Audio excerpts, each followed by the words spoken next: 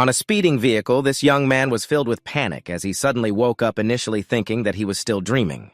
But he quickly realized that this was his old body, and the scenery seemed to match exactly what he had experienced in the past. The vehicle was speeding down the road when the driver suddenly had to slam on the brakes as a herd of orcs appeared in front of them, causing the driver to urgently hit the side of the truck.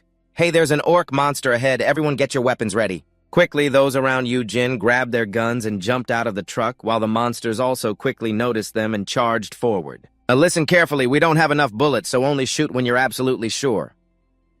An older man seemingly experienced in combat spoke up.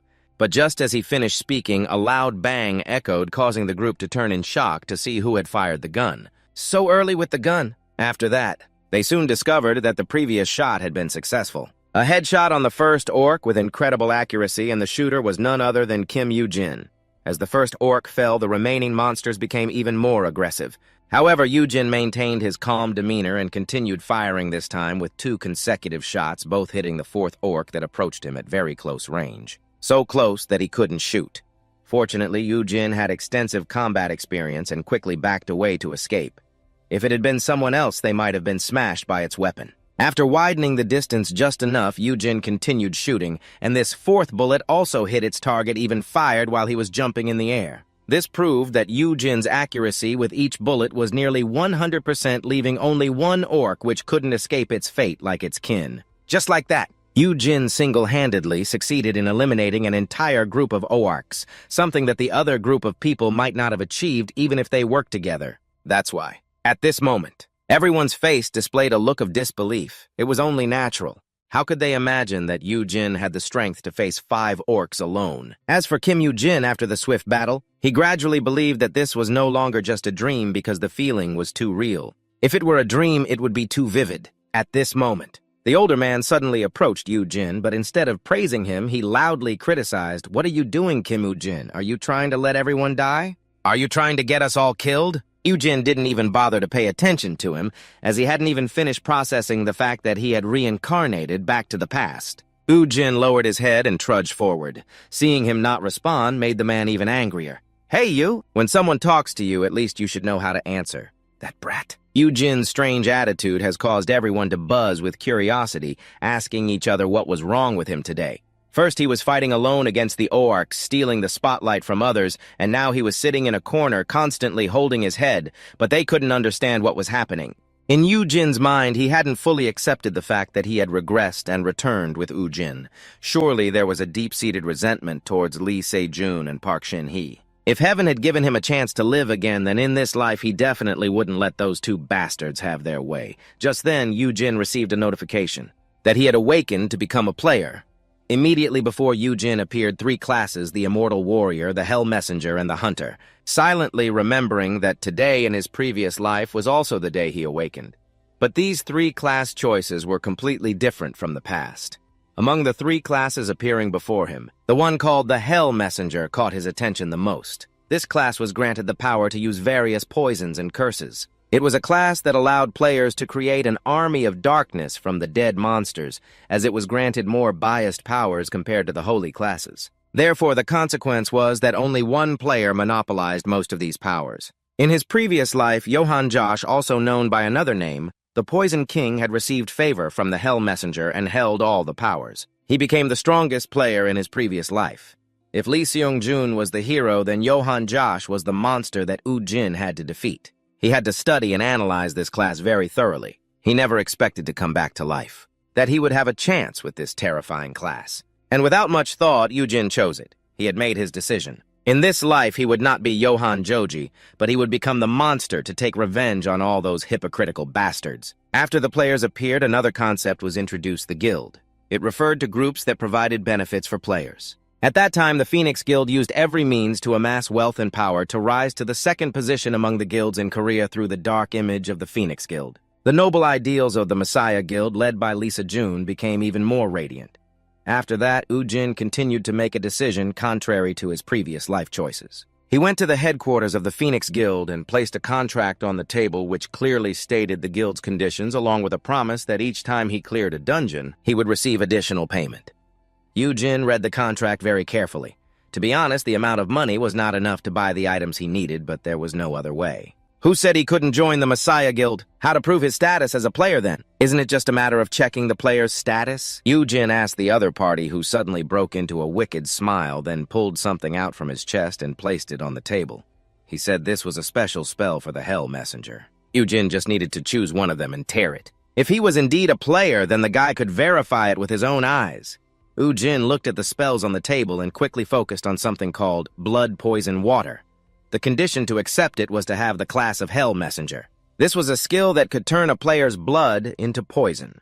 The higher the player's level and skill rank, the stronger the toxicity of the blood. So this was the place to obtain these things. The stronger it gets, it turns out this is where you can obtain these things. Ujin silently thought that blood poison water is a very complex skill. Although the skill itself is simple, when combined with the blood golem skill, its effectiveness would be maximized. Becoming a skill combo worth using, Ujin chose blood poison water and then decisively tore it in two. He immediately acquired this skill. This means that Ujin has proven his status as a player. His profession is now established with the opponent. Eugene successfully joined the Phoenix Guild and began his journey to conquer dungeons in this life. That night, he dreamed a dream where Eugene saw his old teammates from his previous life. At that time, he was given a new nickname, the Hound. Although it didn't quite fit his holy light every time he went on a dungeon raid, he exhibited the behavior of a bloodthirsty beast. This appearance made any of Ujin's teammates fear him, and that day was no exception, as his teammates were still discussing this unpleasant nickname. Suddenly, Ujin's sharp voice rang out, startling them. "Our hunting trip has begun. Get ready for this hunt." Such hunting trips, although arduous, gradually built Ujin's trust in people. Unfortunately, that was just a dream. When he woke up, it was nearly dawn. Looking at the clock on his phone, Eugene remembered that he had died and come back to life once. And because he had returned to the past, the evil enemies were still lurking out there. Eugene was truly anxious, wondering if he would encounter them again after some time. The next morning, he had his first dungeon conquest in this life. The meeting point was at One Moon Park. The party consisted of 5 people, 4 of whom had arrived early, including a bald man named Yosiop. Having experienced hunting 4 times, he was particularly trusted by the other 3 members, but when would the last person arrive? Yosiop asked, and just as he finished speaking, they heard the sound of tires grinding on the pavement, creating an extremely jarring noise. All 4 of their gazes turned towards it. They saw an old vehicle appear. That brat was also going on his first hunt today, yet arrived the latest, showing no manners as a newcomer. The man in the golden torque in the team clicked his tongue, speaking in a very annoyed tone. At this moment, Ujin had stepped out of the car. "We should be grateful to have him on our team." "And what is that shabby co-RC vehicle?" The only woman in the team couldn't help but criticize. "Looking at that figure, it's clear he didn't even receive the guild support items properly. Even if it's his first time hunting, he probably can only focus on keeping his life intact and not getting killed. Let's not pay attention to him, let's go." And so Ujin was isolated by his own team on his first hunting trip. Even Yoseob, as the captain, advised the other members to ignore him. "Just consider our team as missing one person." It seemed he was already accustomed to loneliness. So when he saw the 4 of them happily chatting and excluding him, Ujin felt not a single ripple in his heart. Before officially entering the dungeon, their 5-member team was briefed on the basic knowledge of the place they were about to conquer, which was a famous dungeon called the Goblin Lair. It was a single level, with the entry requirement being level 10 or lower. The condition for completion was to eliminate all the goblins in the dungeon. Does anyone have any questions or want to give up? One level with the entry requirement being level 10 or below the condition to complete is to eliminate all the goblins in the dungeon. Does anyone have any issues or want to give up? If you have time, feel free to speak up. If not, please check the space bag one more time, the person in charge said, while Ujin seemed to ignore the glances filled with meaning. The intention of the 4 teammates looking at him made him secretly scoff after all. They were just people whose faces and names he didn't know, so he didn't need to pay attention to them anymore. After all, he could clear out the shabby dungeon by himself. After preparing, the 5 of them approached the entrance to the dungeon, 3 of the 5 present here. It was the first time conquering a dungeon, so he couldn't help but be overwhelmed by its grandeur. And after passing through that gate, they entered a completely different world.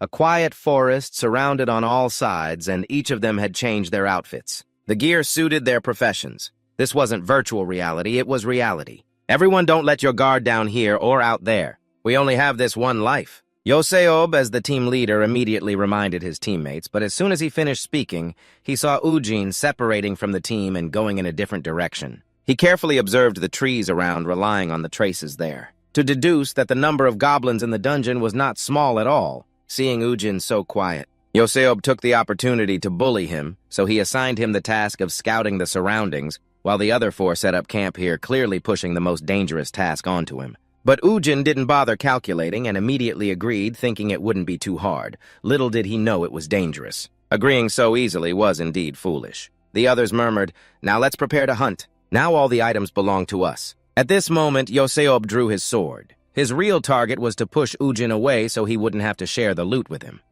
Of course, Ujin wasn't foolish enough not to realize that. But coincidentally, this suited him well. After all, he didn't want to be with those foolish people at all. Meanwhile, at the headquarters of the Messiah Guild, all the key members were gathered in the meeting room because that day the guild had a new member. He was also the one assigned to carry out this mission. As the door opened, Jang Ji-hoo, a prominent member of the guild, gritted his teeth and thought so it turns out to be that unlucky brat. "It's a pleasure. I'm Suzuki Aichi," the one who just entered spoke up. "There are so many familiar faces, so I guess I don't need to introduce myself anymore, right?" This person's voice was full of arrogance, so much so that even Lee Seojin had to nod in admiration. He really had spirit. "It's nice to meet you. I'm Lee Seojin. What do I need to do?" Aichi replied curtly. This attitude made Jang Ji-hoo, who was sitting next to him, angry and banged the table, shouting, "You brat, try talking rudely to the boss like that one more time." Even though the other party was threatening him, Aichi seemed unfazed at all. He lazily glanced over, but didn't even bother to turn and look at Ji-hoo, which made him even more furious. He really didn't understand why his boss would bring such an arrogant person here. In this room, besides Lee Seung-jae, there were many other prominent names, such as Noda Hajiro, nicknamed the God of the Bow, or Sukahara Ken, nicknamed the God of the Sword. Besides Lee Seung-jae, there are many other notable names, such as Noda Hajiro, nicknamed the God of Bows, or Sukahara Ken, known as the God of Swords. But until now, they have all been silent. Only Ji-hoo cannot control his emotions, and the angrier he gets, the more arrogant Aichi becomes. "Are you angry? Is my speech and actions making you uncomfortable? Or is it because of the previous incident with the body size mismatch?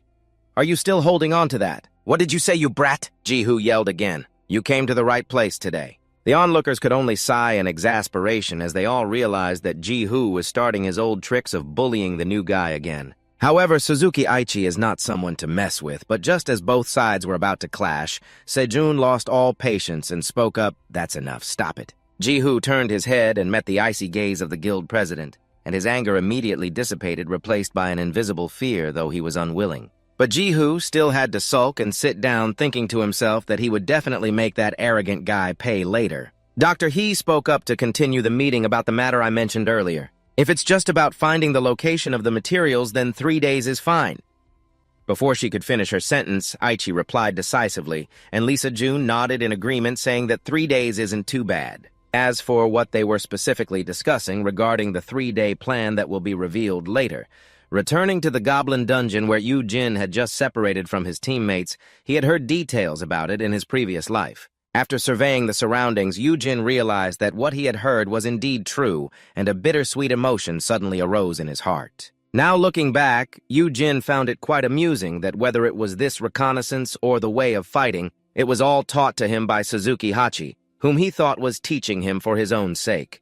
But little did he know that it was actually all for the Messiah Guild, and Yu Jin had been following that ruthless killer for a long time, and he had become a loyal hunting dog for the Messiah Guild. However, they probably did not think that this teaching would now become a double-edged sword aimed back at them. At this moment, Yu Jin had just finished surveying a tree and jumped to the ground. As soon as his feet touched the ground, something suddenly tore through the air. The wind rushed by, and Yu Jin deftly dodged to the right, narrowly avoiding it. The monster had appeared. It was 3 extremely aggressive goblins. Yu Jin quickly opened his inventory and took out a dagger, his hot blood beginning to boil as he prepared to take on the goblins. This was quite similar to the goblins in the 7-level dungeon that he frequently visited not long ago. Now they were just targets for him to test the newly learned blood poisoning skill. Thinking this, Yu Jin used the dagger to cut into his palm. Fresh blood immediately flowed out, and when the 3 goblins began to attack, he used that bloody dagger to counterattack. Yu Jin had more than enough strength to finish them off with this weapon, but he chose to stab the goblin's arm to test the skill, and immediately he received a notification that it had been poisoned. A moment later, the goblin that Yu Jin had stabbed with the dagger went berserk from the pain and turned to attack him again. Yu Jin seemed visibly disappointed that it had been poisoned, and the goblin was still this strong. It seems that the effect of that skill isn't very good, probably because his level is still quite low. Seeing one was not enough to deal with Yu Jin, the goblin's kin quickly charged in to assist. This time, Yu Jin had truly lost his patience. Yu Jin spun the dagger in his hand and then threw it straight forward, hitting the goblin right between the eyes, causing it to collapse in confusion among its kin. Ujin twirled the dagger in his hand and then threw it straight ahead, hitting the goblin charging at him right between the eyes, causing it to collapse in confusion among its kind. The reality of the battle pattern with the goblins is quite clear. They are not difficult to deal with. However, if the time drags on, they will come in greater numbers, and that can get a bit complicated. Seeing the goblins rushing in, Ujin quickly changed his strategy. This time, he didn't use a dagger anymore. Instead, he opted for another weapon, a whip. When the effect of the chief goblin's whip was activated, the gathered goblins all trembled in fear, and that effect made Ujin feel very satisfied. Preparing in advance was indeed the right choice, he muttered. At the same time, the four fools who had pushed Ujin away were also facing a surprise attack from the goblins, each one of them extremely aggressive, although 3 of them lacked experience. They would surely fall into panic with only Joseph being considered the one with the best combat skills stepping up to block the first attack from the goblins. In the eyes of those 3 clueless guys, the guy at this moment looked as heroic as a champion. "What are you doing, huh? Don't be afraid of these low-level goblins," Joseph shouted loudly. "Come on, focus!" There's no need to be scared of these goblins. In fact, he was just as tense as anyone else.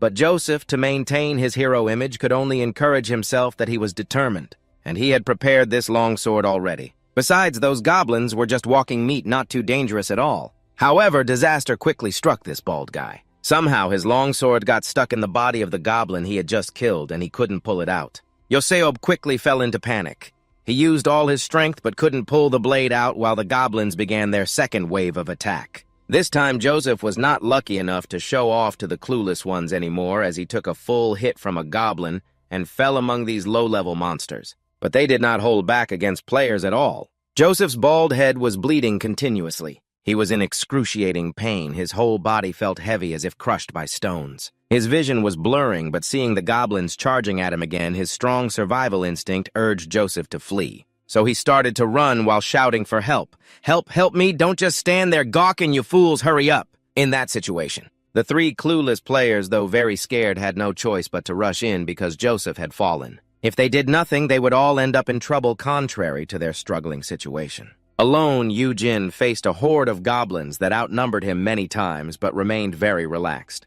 Each time he cracked the whip in his hand, he took down several goblins at once. Some even got so scared that they started to flee, but Yu Jin did not. He had no intention of sparing any opponent. The whip in his hand struck out at a speed even faster than the fleeing goblins successfully wrapping around its neck. Yu Jin tightened his grip a bit. Immediately, this monster met its end, and he received a notification that the messenger from hell was interested in him, and he had also gained a new title. As someone who unexpectedly received attention, Ujin wore a satisfied smile. It was surprising that just defeating a few familiar goblins was enough to attract the attention of the envoy. Escaped from hell, then, thinking about the group that entered the dungeon with him. Ujin began to lament that only fools would swing those heavy swords around. Dealing with the goblins only requires this whip. What a waste of time in a place like this. Truly an indescribable foolish act. Without needing to think, Ujin knew those 4 were struggling immensely, and the reality proved that what he thought was correct. After teaming up, they had temporarily alleviated the danger. However, all of them were injured, some lightly and some heavily, and with a very heavy mood. That new guy must be in trouble. Suddenly, one of them spoke up. This statement was definitely inquiring about Ujin. If he didn't return to report any information, he must have been dead. Josiop replied at that moment. The trust of the newcomers in him had diminished greatly and was almost non-existent. They began to blame Mork Joseph for pushing Ujin away earlier. If it were 5 people working together, the situation would have been very different. Joseph not wanting to back down, so both sides began to argue fiercely, and the bickering only stopped when they suddenly heard a loud screech. Instinctively, they all stood up, leaning against each other, weapons raised in 4 directions. As the sound clearly came from the goblins, they feared they were about to be ambushed again. The sound indeed came from the goblins, but they were not ambushing Joseph's group. Rather, they were wailing in despair as Ujin slaughtered them. His process of hunting monsters was truly chill. Ujin continuously drew the attention of the Hell Envoy, and this time he even received a new skill called Marine Soldier. Quickly, Ujin opened his inventory. He didn't think he would receive this skill so early. In his previous life, this was the undead army considered the minions of the 5 poison kings Johann and Josh. It was one of this man's core skills. However, on the other hand, this skill also had a fatal flaw that allowed Ujin to defeat the previous guy. That is, the user can only use the corpses of the monsters they personally killed to create undead soldiers. This is the critical limitation of this skill. But regardless with the time Ujin has, he is confident that he can master this skill. And so Ujin tore the piece in half to successfully learn the marine soldier skill, since it was a newly learned skill. The number of soldiers he could summon was currently just 1, but Ujin only needed it to help distract the enemy. That way, the hunt would be much easier. And so he quickly created a zombie goblin. To be honest, watching it transform before him was a bit nauseating. However, looking closely, its eyes filled with hatred pleased Ujin very much. The sky was a clear blue with a few clouds drifting over the mountain covered in greenery. Amidst that peaceful scenery, a sharp metallic sound faintly rang out as Kim Gu-jin quietly leaned against a tree. Silently observing the scene before him, he gently stroked his chin, his eyes showing a hint of disappointment. It was indeed not as expected, Kim Gu-jin muttered, because his magic power was still low. So it was only at this level. The fairy mist gently turned its head when it heard those words, its movements still clumsy, but there was life in its deep black eye sockets. A faint glimmer of light flickered. Like the first sign of the soul, it approached a hand, reaching out to place on its head. I already had a weapon to use as my main force. Suddenly, Kim Gu-jin's gaze froze after all that. The scene before him made him astonished. Was this a player? A question arose in his heart as he saw the human corpse hanging like a toy. Thoughts continuously flashed through Kim Gu-jin's mind. The common point of all monsters, from fairies to dragons, was that they were all entities harmful to humans. There was no reason that they would go easy on him just because he was a new player. After that, the two quickly approached the lair of the fairies. He thought to himself that he had nothing to worry about. I must distribute my compassion to all the monsters. At the same time, in another place, the sky was pitch black, the night engulfing the entire forest. Before a small fire, a group of people sat quietly resting. The faint light illuminated a silent forest. A large wound marked on Yoseop's forehead, blood still oozing down. He cursed angrily at those damned fairies. Beside him, Sumi trembled, sobbing in fear. Miso anxiously asked him what they should do now. He lowered his head, his voice low. It seemed we had been too careless. He gritted his teeth and firmly said, "We cannot die like this." Joshiop frowned, growling. After all, they were just fairies. Suddenly, he stood up angrily and shouted, "We cannot die in disgrace here!" Miso was so shocked that she couldn't speak. She also stopped crying, wiping the tears still lingering on her eyelashes, her gaze fixed ahead. Hajin was stunned. Cold sweat rolled down his cheeks, confused. He called out, "Yoseo Byung!" He shouted loudly, "What's wrong with everyone? Despite the hardships, we can do it." He pointed at Joseph, stammering, "No, not that." He frowned, his gaze immediately following the tip of his finger. "What do you mean?" Miso panicked. Her voice trembling above your head right now. Joshiop curiously asked, "What are you talking about? Is there something on my head?" At that moment above him, the words "level cap" appeared, radiating a dazzling light. Joseph couldn't believe what he was seeing. Level cap. This wasn't during a battle. How could this happen? The only case where I sat still and my level still increased. He tried to remain calm, his voice firm. It was just a member of the team fighting. Yoseob was stunned, his voice filled with surprise. If that's the case, then that new guy is still alive. At this moment, Kim Gu-jin held a torch in his hand, the flickering flame illuminating the dark cave. At his feet, the fairy guards had been defeated, lying scattered on the ground. The cave entrance was now piled high with wood. Kim Gu-jin casually spoke. Based on his experience, the most effective way to kill fairies is... His face was filled with pride. Not just this, Kim Gu-jin gently let go of the torch, which immediately fell, embedding itself into the pile of wood at the cave entrance. In an instant, the fire erupted fiercely, the bright red light engulfing the entire entrance. The two stood calmly waiting at the cave's mouth. Their shadows stretching long on the ground, the smell of smoke had seeped deep into every corner of the cave. A fairy snorted, sniffing its eyes, flashing with alertness. They panicked and turned towards the cave entrance, their bodies tense with fear as they saw the thick black smoke spreading in. They trembled, their eyes filled with panic. Soon the air in the cave was depleted. A few fairies clutched their throats, gasping painfully. They collapsed, writhing on the ground in extreme discomfort. One of them quickly pointed towards the cave entrance, signaling urgently. In that moment, the group of fairies seemed to awaken. Without hesitation, they rushed towards the cave entrance, each step seeming to drain all their strength. Outside, the flames continued to blaze fiercely. Suddenly, the pile of wood shifted. Accompanied by loud crashing sounds, Kim Gu-jin stood frozen, his eyes fixed on the fire. Soon from the gaps, the faces of furious goblins appeared. They struggled desperately to save their lives, their screams echoing with resentment, their eyes gleaming with a fierce light as if they wanted to tear apart the one in front of them. He stood still, the corners of his mouth slightly curled quietly, savoring the results of his handiwork. Kim Gu-jin spoke sarcastically about the dead of the player's funeral. "You died because of you guys. Now it's time to settle the score, right?" In the sea of blazing red flames, countless desperate hands reached out trembling to grasp life. Only inches away, in an instant, they were all consumed by the fire, leaving nothing behind. The sound of crackling explosions and the smell of burnt flesh permeated the air as the flames surged violently, illuminating the entire forest. Suddenly, the system announced a message. "The messenger of hell was very pleased with your brutality. Soon the goblins were reduced to ashes." He frowned, his gaze fixed on the pile of ashes in front of him. Kim Gu-jin murmured, How strange." He tightened the whip in his hand, thinking that by now at least he could see it once. After that, Kim Gu-jin, feeling disappointed, turned and left. He felt a bit irritated. It was indeed troublesome.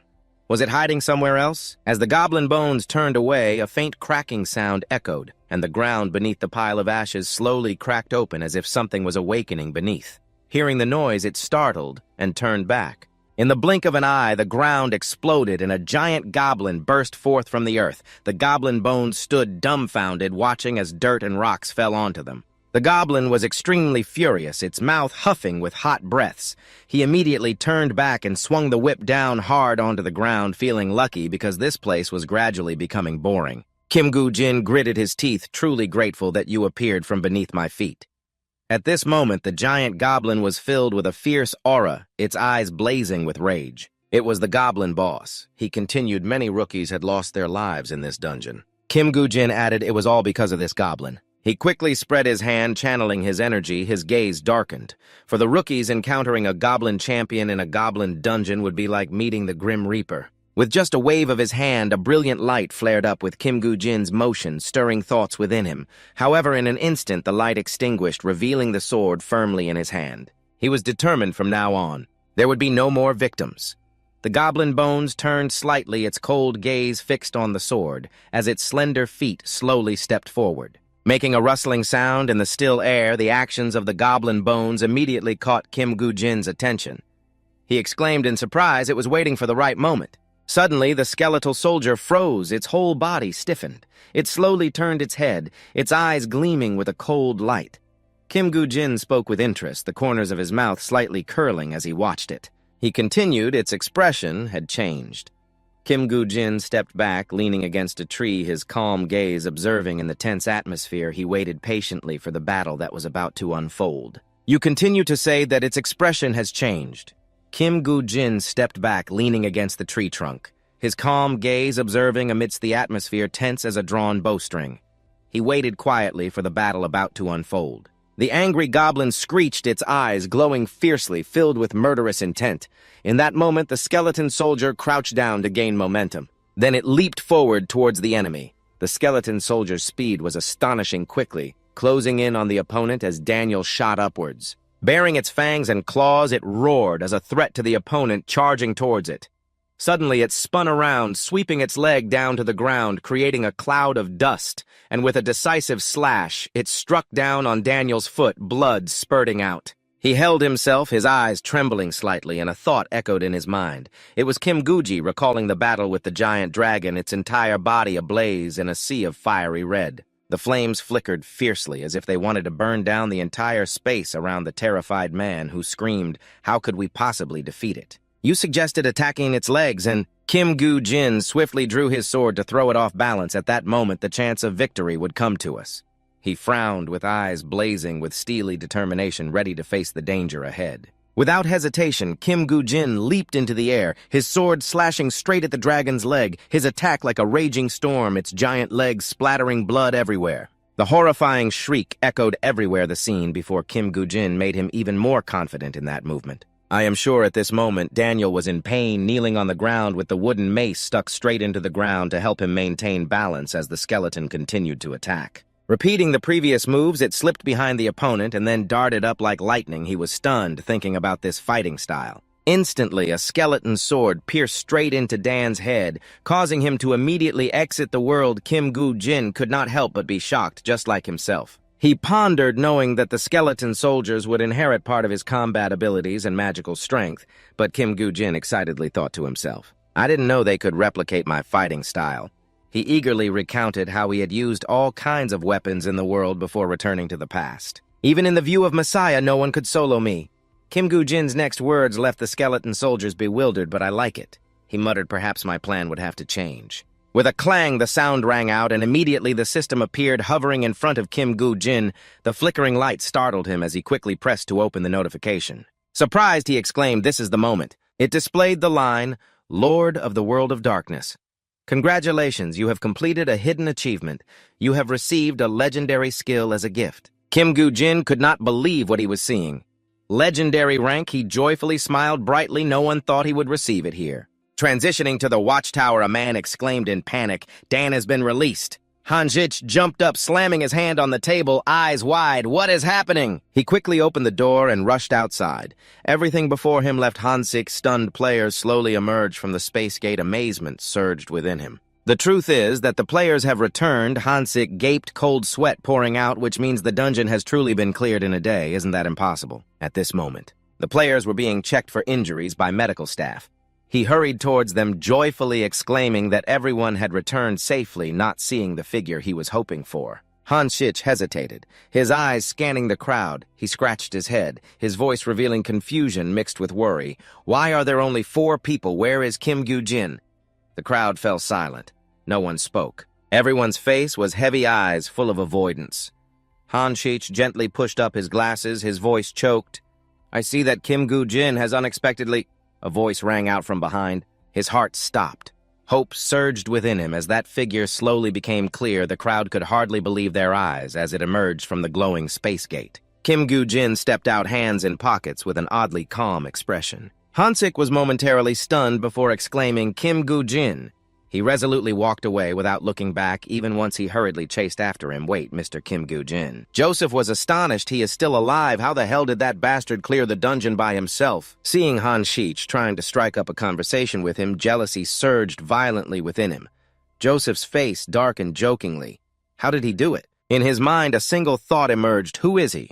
The following days, newspapers were filled with news of the global economic growth rate being negative for 4 consecutive years. The European Union proposed a 30% increase in rewards for players who cleared the American dungeon. The Special Act for Players was passed. Players were exempt from 10% income tax, were the players' demands being met just like that. On the large screen in the city center, the host's voice echoed through the bustling streets, the ambition of players from around the world growing louder. According to the analysis results, only players can close the dungeon, leading to demands for privileges from players, especially in times like this. The Messiah Guild in South Korea had no demands whatsoever. The 5-story dungeon was wiped out, and the news anchor reported that the Messiah Guild was the first to conquer the 5-story dungeon, exclaiming that Lee Sejun saved the world once again. He continued, after clearing the 5-story dungeon, the organization supporting the Messiah Guild Han Sung Group also recorded a surge in stock prices. Meanwhile, Joseph angrily pressed the phone off, grinding his teeth and cursing those damn Messiah people.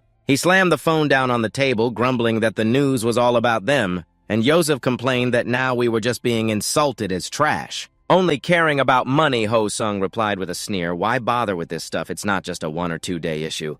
He curiously asked, forgetting about how the dungeon was this time. The guy snapped back. Don't mention that Kim Gu-jin because of that new guy's name. We almost got wiped out. Ho Sung was surprised, asking why. What's going on? Joseph raised an eyebrow, pointing to his head wrapped in white bandages. You see my head. It's because of that crazy guy. Ho Sung looked confused. If that's the case, then the rumor is true. The guy held his forehead in frustration, confirming that yes, he used the guise of a new player to grab items and dove into a group of goblins. Joseph continued, I had to rush in to save him.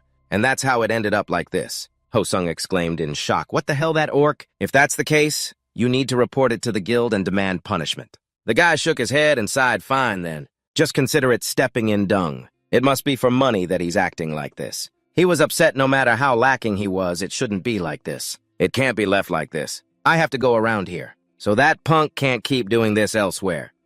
At the same time, in a quiet house, Kim Gu-jin's gaze was fixed on a photo hanging on the wall. He stroked his chin thoughtfully. Unlike the past, he couldn't rush to meet that Lee Se-jun. Kim Goo-jin set a goal for himself to build enough strength before attracting his attention, so he stood silently looking at the wall covered in photos and information.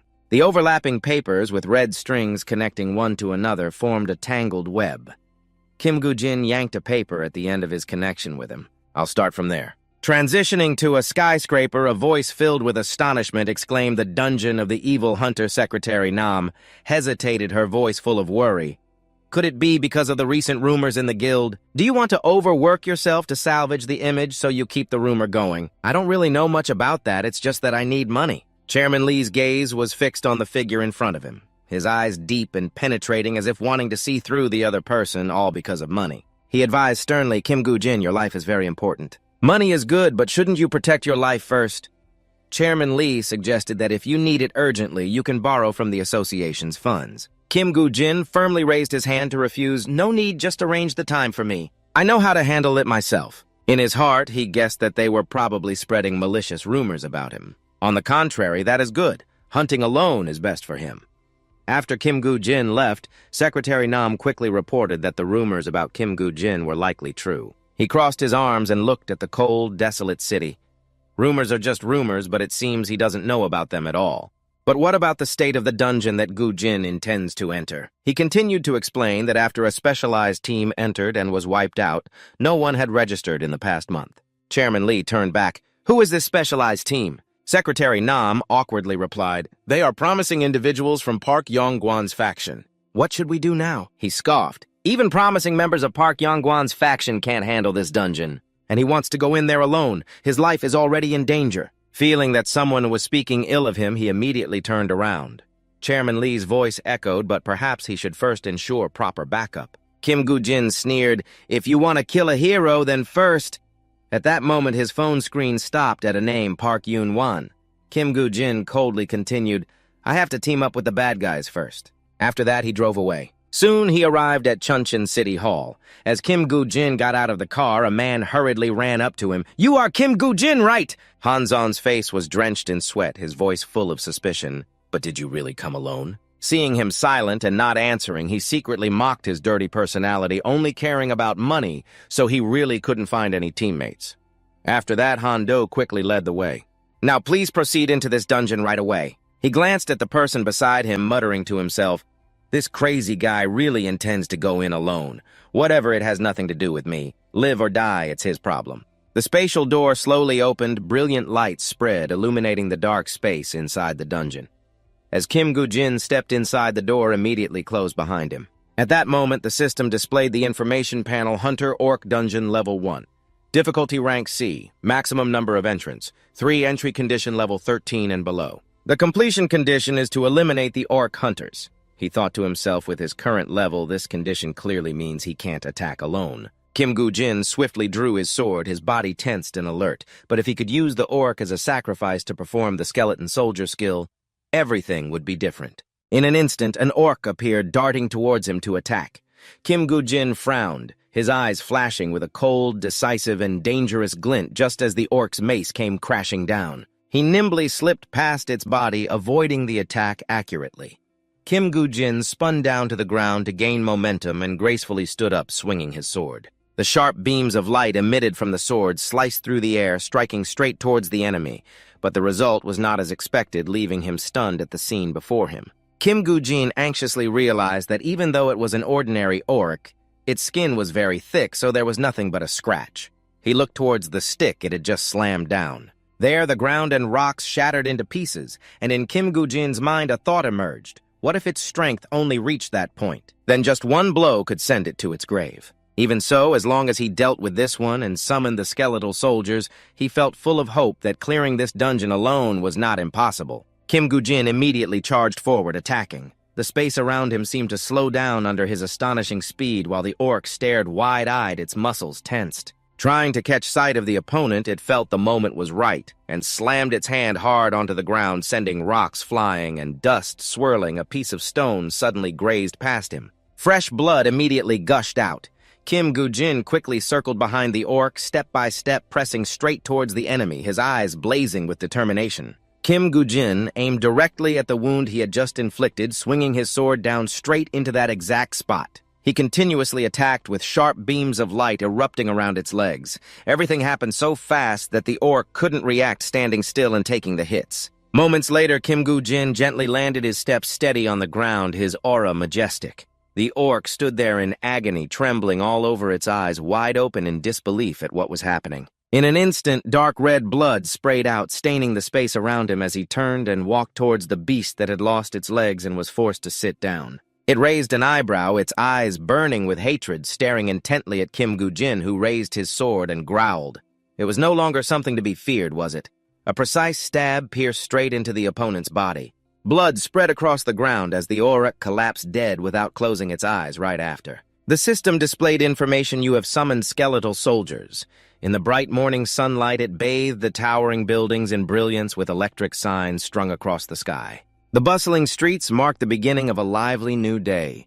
In the office, two men were sitting chatting their vehicle, praising the talent, truly a talent. Legina raised an eyebrow, showing suspicion. What was Chan so focused on? Don't tell me Chan is planning to bring back some strange business item from some corner again. The corners of his mouth slightly lifted, a soft laugh escaped containing amusement mixed with calculation as Chan tossed a stack of papers onto the table, pushing it forward.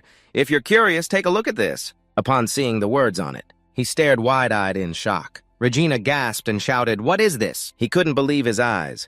A newly awakened player who hadn't been awake for long had actually single-handedly wiped out the first dungeon. He spoke with great interest, saying he heard that he had now entered the second dungeon. This time, from the moment he entered, he was all alone. Now isn't that a slap in the face to the title of a newly awakened kid? Quite bold, isn't it? Legina pointed at the document, saying to Chan, "Can that be trusted?" When I first started, it was so difficult.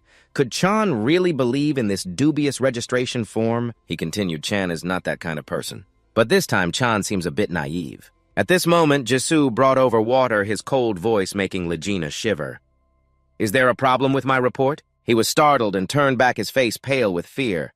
Legina hurriedly explained that this report was drafted by Secretary Lee. "No wonder it's so perfect. Where did you find this rare information?" She slammed the water tray down on the table, splashing water, and coldly stated, "That's my job." Ji Jiang took a sip of coffee. The information was gathered by Secretary Lee, so it's 100% trustworthy. Before he could finish his sentence, his gaze landed on the coffee grounds in the tray. "If we don't trust Secretary Lee, then who can we trust?" Ji Jiang growled in frustration, also not trusting anyone. "I told you I don't like instant coffee. Don't buy it again." Jisoo calmly enjoyed her coffee, regardless of him yelling, "What is this all about?" She slowly opened her eyes, her face calm, a ripple of emotion passing through. Jisoo casually spoke. "This coffee was brought to the meeting with the Phoenix Association last week. And this report is made from recycled paper." Ji-cha immediately changed his tone, gulping down a few sips and exclaiming, "This coffee is lightly sweet and really delicious." Indeed, when drinking coffee, one must drink instant coffee, the aura of generosity radiating around him as he spoke sincerely. It seems that in this world no one trusts Secretary Lee. Then who can we trust? Legina looked at him with disdain, sighing inwardly, truly stingy and sly. His gaze was fixed on the figure in front of him, silently evaluating why at this age he still... Before long, the coffee was gone, leaving only a crumpled paper cup on the table. Ji Jiang suddenly remembered and asked, "By the way, Secretary Lee, how is the acquisition of the dungeon going?" She immediately reported, "There are a few dungeons that aren't too bad, but the prices are still too high, so I'm still looking into it." Hearing this, he couldn't help but be surprised. "Acquisition of the dungeon?" Legina wondered. "Aren't the dungeons we bought before still available?" His eyes lit up as if a big prize was in front of him. "What are you talking about? Now you have to go into the dungeon, so sooner or later you'll be short on time." He protested loudly. "What's going on here? I just came out of the dungeon yesterday. I need to rest a bit." Se-chan waved his hand dismissively. "A person who rests too much will become sluggish, and those who are working hard will feel even more sore if they suddenly take a break." "Se-chan, this is just a thought." Legina gritted her teeth. "What?" Jisoo picked up her coffee cup, the steam rising, gently fading into the air along with a heavy sigh. On the dungeon side, the orc horde howled threateningly, their eyes blazing with murderous intent as they crazily charged towards the skeleton soldiers. With just one swing of its bone club, it shattered. The shards flew everywhere and fell scattered to the ground. Kim Guji quickly cleared the orc sitting on their corpses, his gaze fixed on the bone fragments on the ground. Complaining that his skill level was still too low, so his soldiers were weak, Kim Guji swiftly jumped down to the ground, but then your hand immediately touched the corpse of an orc named Johann Josh, the King of Poison, whom I had faced in a previous life. It taught me a lesson that was nauseating at that moment as magic erupted in Kim Gujin's hand, weaving into the body of the monster, a blinding light radiating out, causing the orcs to panic. Not understanding what was happening, a moment later, the system announced that you had summoned a skeleton soldier right at that moment from the corpse of the orc. The flesh was suddenly torn apart. A bony hand unexpectedly burst forth, its teeth grinding together like a hunting machine that had just been activated in no time. The figure of the skeleton soldier appeared with great majesty, dark energy swirling around him, forming cold mist. He spoke in a chilling voice, if my magical power allows. Then the skeleton soldiers were assigned to me. His voice continued to resonate like the number of sacrifices present on this battlefield. Hearing these words, the orc group looked bewildered, their eyes vacant. They were completely unaware that death was looming, ready to pounce on them in an instant. The screams of agony filled the air. Spreading throughout the dark dungeon, the system continuously displayed that you have leveled up.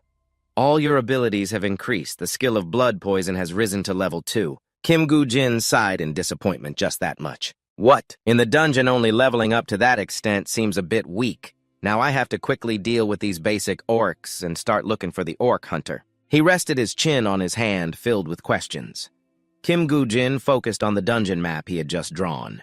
He thought it was a creature that preyed on its own kind, so it would be the leader controlling all. He frowned, muttering to himself, but what if it was just blending in with the orc group? He pondered now the only remaining place was suddenly the skeleton soldier bent down. His gaze fixed on the drawing on the ground, Kim Gujin exclaimed in surprise, "What is this?" Seeing it staring intently, he curiously asked, "Do you see this and know anything?" Kim Gujin scratched his head in confusion. Could it really be like that? He told himself that anyway, he could roughly guess where the ORC hunter was located. Kim Gujin unconsciously stood up silently, calculating if it was there. Then there wouldn't be any that could be chosen as a sacrifice that the skeleton soldier could use. He lightly tapped the wooden stick on its head, his voice firm, "Only this one will do." After that, the two of them turned their backs and left to search for the special orc in this dungeon. Anyway, I have to think of more ways. After the battle, the stench of blood quickly attracted a flock of crows. Seeing the bodies of comrades lying scattered on the ground, the orc leader gritted his teeth, his eyes red with rage. A fierce roar erupted from its throat, causing the crows to panic and scatter. The orc leader bent down its rough hands, tightly grasping the head of a comrade and dragging it across the ground. The force of the pull was so strong that the wounds on the unfortunate one's face widened. Fresh blood splattered across the ground, creating a long streak of red like its eyes filled with hatred. In the damp, dark dungeon, the orc leader sat silently among the pile of its comrades' bodies that had just been dragged back. It tore into the warm flesh, greedily devouring it against the rocky wall. Kim Gujin held his breath, his eyes tense like a drawn bow fixated on the moving shadow in front of him. He tightened the bowstring in his hand, silently thinking. The boss monster in the dungeon has superior physical abilities compared to normal individuals. Attacking without calculating against these is foolish, he reminded himself, but as long as I can shoot a poisoned arrow into it. Kim Gujin nodded, signaling the skeleton soldier to attack without hesitation. It quickly left its hiding place, stepping straight toward the enemy. Upon hearing the noise, the orc leader immediately turned around. It snorted, its mouth wide open, revealing sharp teeth, roaring threateningly. In an instant, the orc leader charged forward with a club towards the skeleton soldier. Gripping the sword tightly in his hand, he lunged at the opponent like a storm, swiftly swinging the sword with a face full of murderous intent. The orc leader hurriedly defended. The sound of weapons clashing rang out sharply. Its eyes burned red as it glared at the enemy. Suddenly, the orc leader bit down hard on the shoulder of the skeleton soldier, struggling to escape from the sharp teeth of the enemy. In the meantime, he raised his gaze, firmly believing that these bloodshot eyes indicated it was the orc hunter that preyed on its own kind. Kim Gujin aimed straight at the target in his mind. A thought flashed. In the meantime, you raised your hand silently, certain that those bloodshot eyes indicated it was the orc hunter that fed on its kind. Kim Gujin aiming straight at the target in his mind, a thought flashing. Moreover, it was the only place to shoot at other than its shoe leather. Each arrow flew from his hand as if guided by the thoughts in his head, the only weak point of it. It was like a lightning bolt racing towards the enemy, the orc leader realizing it too late with no chance left to evade it, staring helplessly at the arrow rushing towards him. In a blink, the arrow pierced straight into the orc leader's eye, knocking him backward. He quickly buckled his knees, trying to maintain his balance as his foot slid along the ground. Along with a cloud of dust, the orc leader stopped in an instant, his cold gaze fixed straight ahead as he hastily reached for the arrow embedded in his face. In a moment, the arrow was pulled out and fell to the ground. The orc leader, furious and panting heavily, glared at the enemy, and at that moment the system displayed a notification. The orc has been poisoned by blood poison. He frowned in thought. The weaker the point, the faster the poison spread. Kim Gu-jin smirked, his eyes full of smugness and sarcasm. His attitude added fuel to the fire, igniting the rage within the orc even more fiercely. At this moment, the system displayed a message stating that due to blood poison, the orc's stamina was continuously decreasing. The toxin quickly seeped into the blood, leaving the orc leader dazed as if drained of vitality. Seeing him collapse to the ground, Kim Gu-jin marveled at the damage of blood poison at level 2. It wasn't very high, but he smirked and continued. At this level, it's still quite worth using. Taking advantage of the orc leader still reeling, the skeletal soldier swung his sword. Kim Gu-jin coldly declared, "This is the end for you." In an instant, the blood-soaked blade struck the orc leader, who fell to the ground, his breath extinguished, ending his life. Immediately after, the system's voice rang out in rapid succession. Notification. You have defeated the orc hunter. You have wiped out the dungeon. You have leveled up to level 1. You can return after 1 hour. He lightly kicked the pile of bones on the ground, murmuring softly. It devoured everything, regardless of whether it was human or orc in this bunch. I wonder if there are any members of the Park Yong-hoon faction here. With that kick, the scattered bones rolled and clattered against each other like the echoes of the dead. Suddenly, Kim Gu-jin's gaze accidentally caught something. In front of him was a solitary skeleton, its ribs severed, protruding like a cold warning of death. Kim Gu-jin reached out to touch it. He was certain that this wound was not caused by the orc. He observed closely, silently, thinking that it seemed like a stab from behind the act of someone familiar with killing in the dungeon. In Kim Gu-jin's mind, the thought arose that he couldn't determine whether the killing was planned or just an impulsive act, but if it was the Park Yong-hwan faction of the Phoenix Guild, it could be a guy who simply kills for money and items. He sighed, realizing there wasn't much time left in this dungeon. Where could he find traces of him? The bright moonlight flickered through the dark night of the dungeon like a guiding lamp, igniting hope for Kim Gu-jin. To approach Park Yong-hwan, he just needed something sufficient to make an excuse. Then anything would do. Suddenly, a strange light flared up against the rock wall in front of him. Flickering in the darkness of the dungeon, he raised his hand and squinted at the dazzling light. Kim Gu-jin quickly moved closer to check, and it turned out there was a cave here. Kim Gu-jin crouched down carefully to observe inside the cave entrance, just wide enough for one person. Right before him was a skeleton curled up in the orc. Still gripping the sword tightly, he silently affirmed that this weapon was very clean, and the corpse was not damaged like the others, it seemed. Seeing the claw marks on the rock wall, Kim Gu-jin was even more convinced that while his teammates were being devoured, he had fled in here alone. Only counting the days, waiting for death. Seeing the emblem on the cloak of the skeleton, his heart surged with contempt for those who could do such despicable acts. Indeed, it was a member of the Phoenix Guild. Kim Gu-jin smirked sarcastically, especially if he was considered a promising person of the Park Yong-hwan faction. Then the thoughts continued to arise in his mind. There was no grave more fitting than this place for him. Suddenly, from the skeleton's body, a notebook fell to the ground. Kim Gu-jin thought, "What is this?" He didn't hesitate and immediately picked it up. Kim Gu-jin quickly opened the notebook. It was a diary. He flipped through the pages quickly, murmuring that there seemed to be no valuable information at all. Suddenly, Kim Gu-jin's gaze stopped on one page, and he exclaimed in surprise, "This is the blacklist of the faction Park Yong-hwan Kim Gu-jin." Closing the book, his voice excited, finding this is indeed lucky. "I can use it effectively." The system sound unexpectedly rang in his ears. "The Hell Envoy praised your brilliant achievement. He has gifted you the legendary skill." Gu-jin was astonished to hear this and immediately exclaimed, "Legendary skill." The corners of Gu-jin's mouth slightly curled up, so this is what was obtained here. He fixed his gaze on the paper he was holding. The content stated that the eyeball of Anubis conditions to receive the Hell Envoy skill from level 1 and above skill effectiveness. It is possible to see the memories of the dead. Upon reading the last line of the paper, Wu-jin sneered with satisfaction. He smirked and read the line aloud. "It is possible to see the memories of the dead." Then Wu-jin, without hesitation, seized the opportunity and decisively tore the paper into shreds.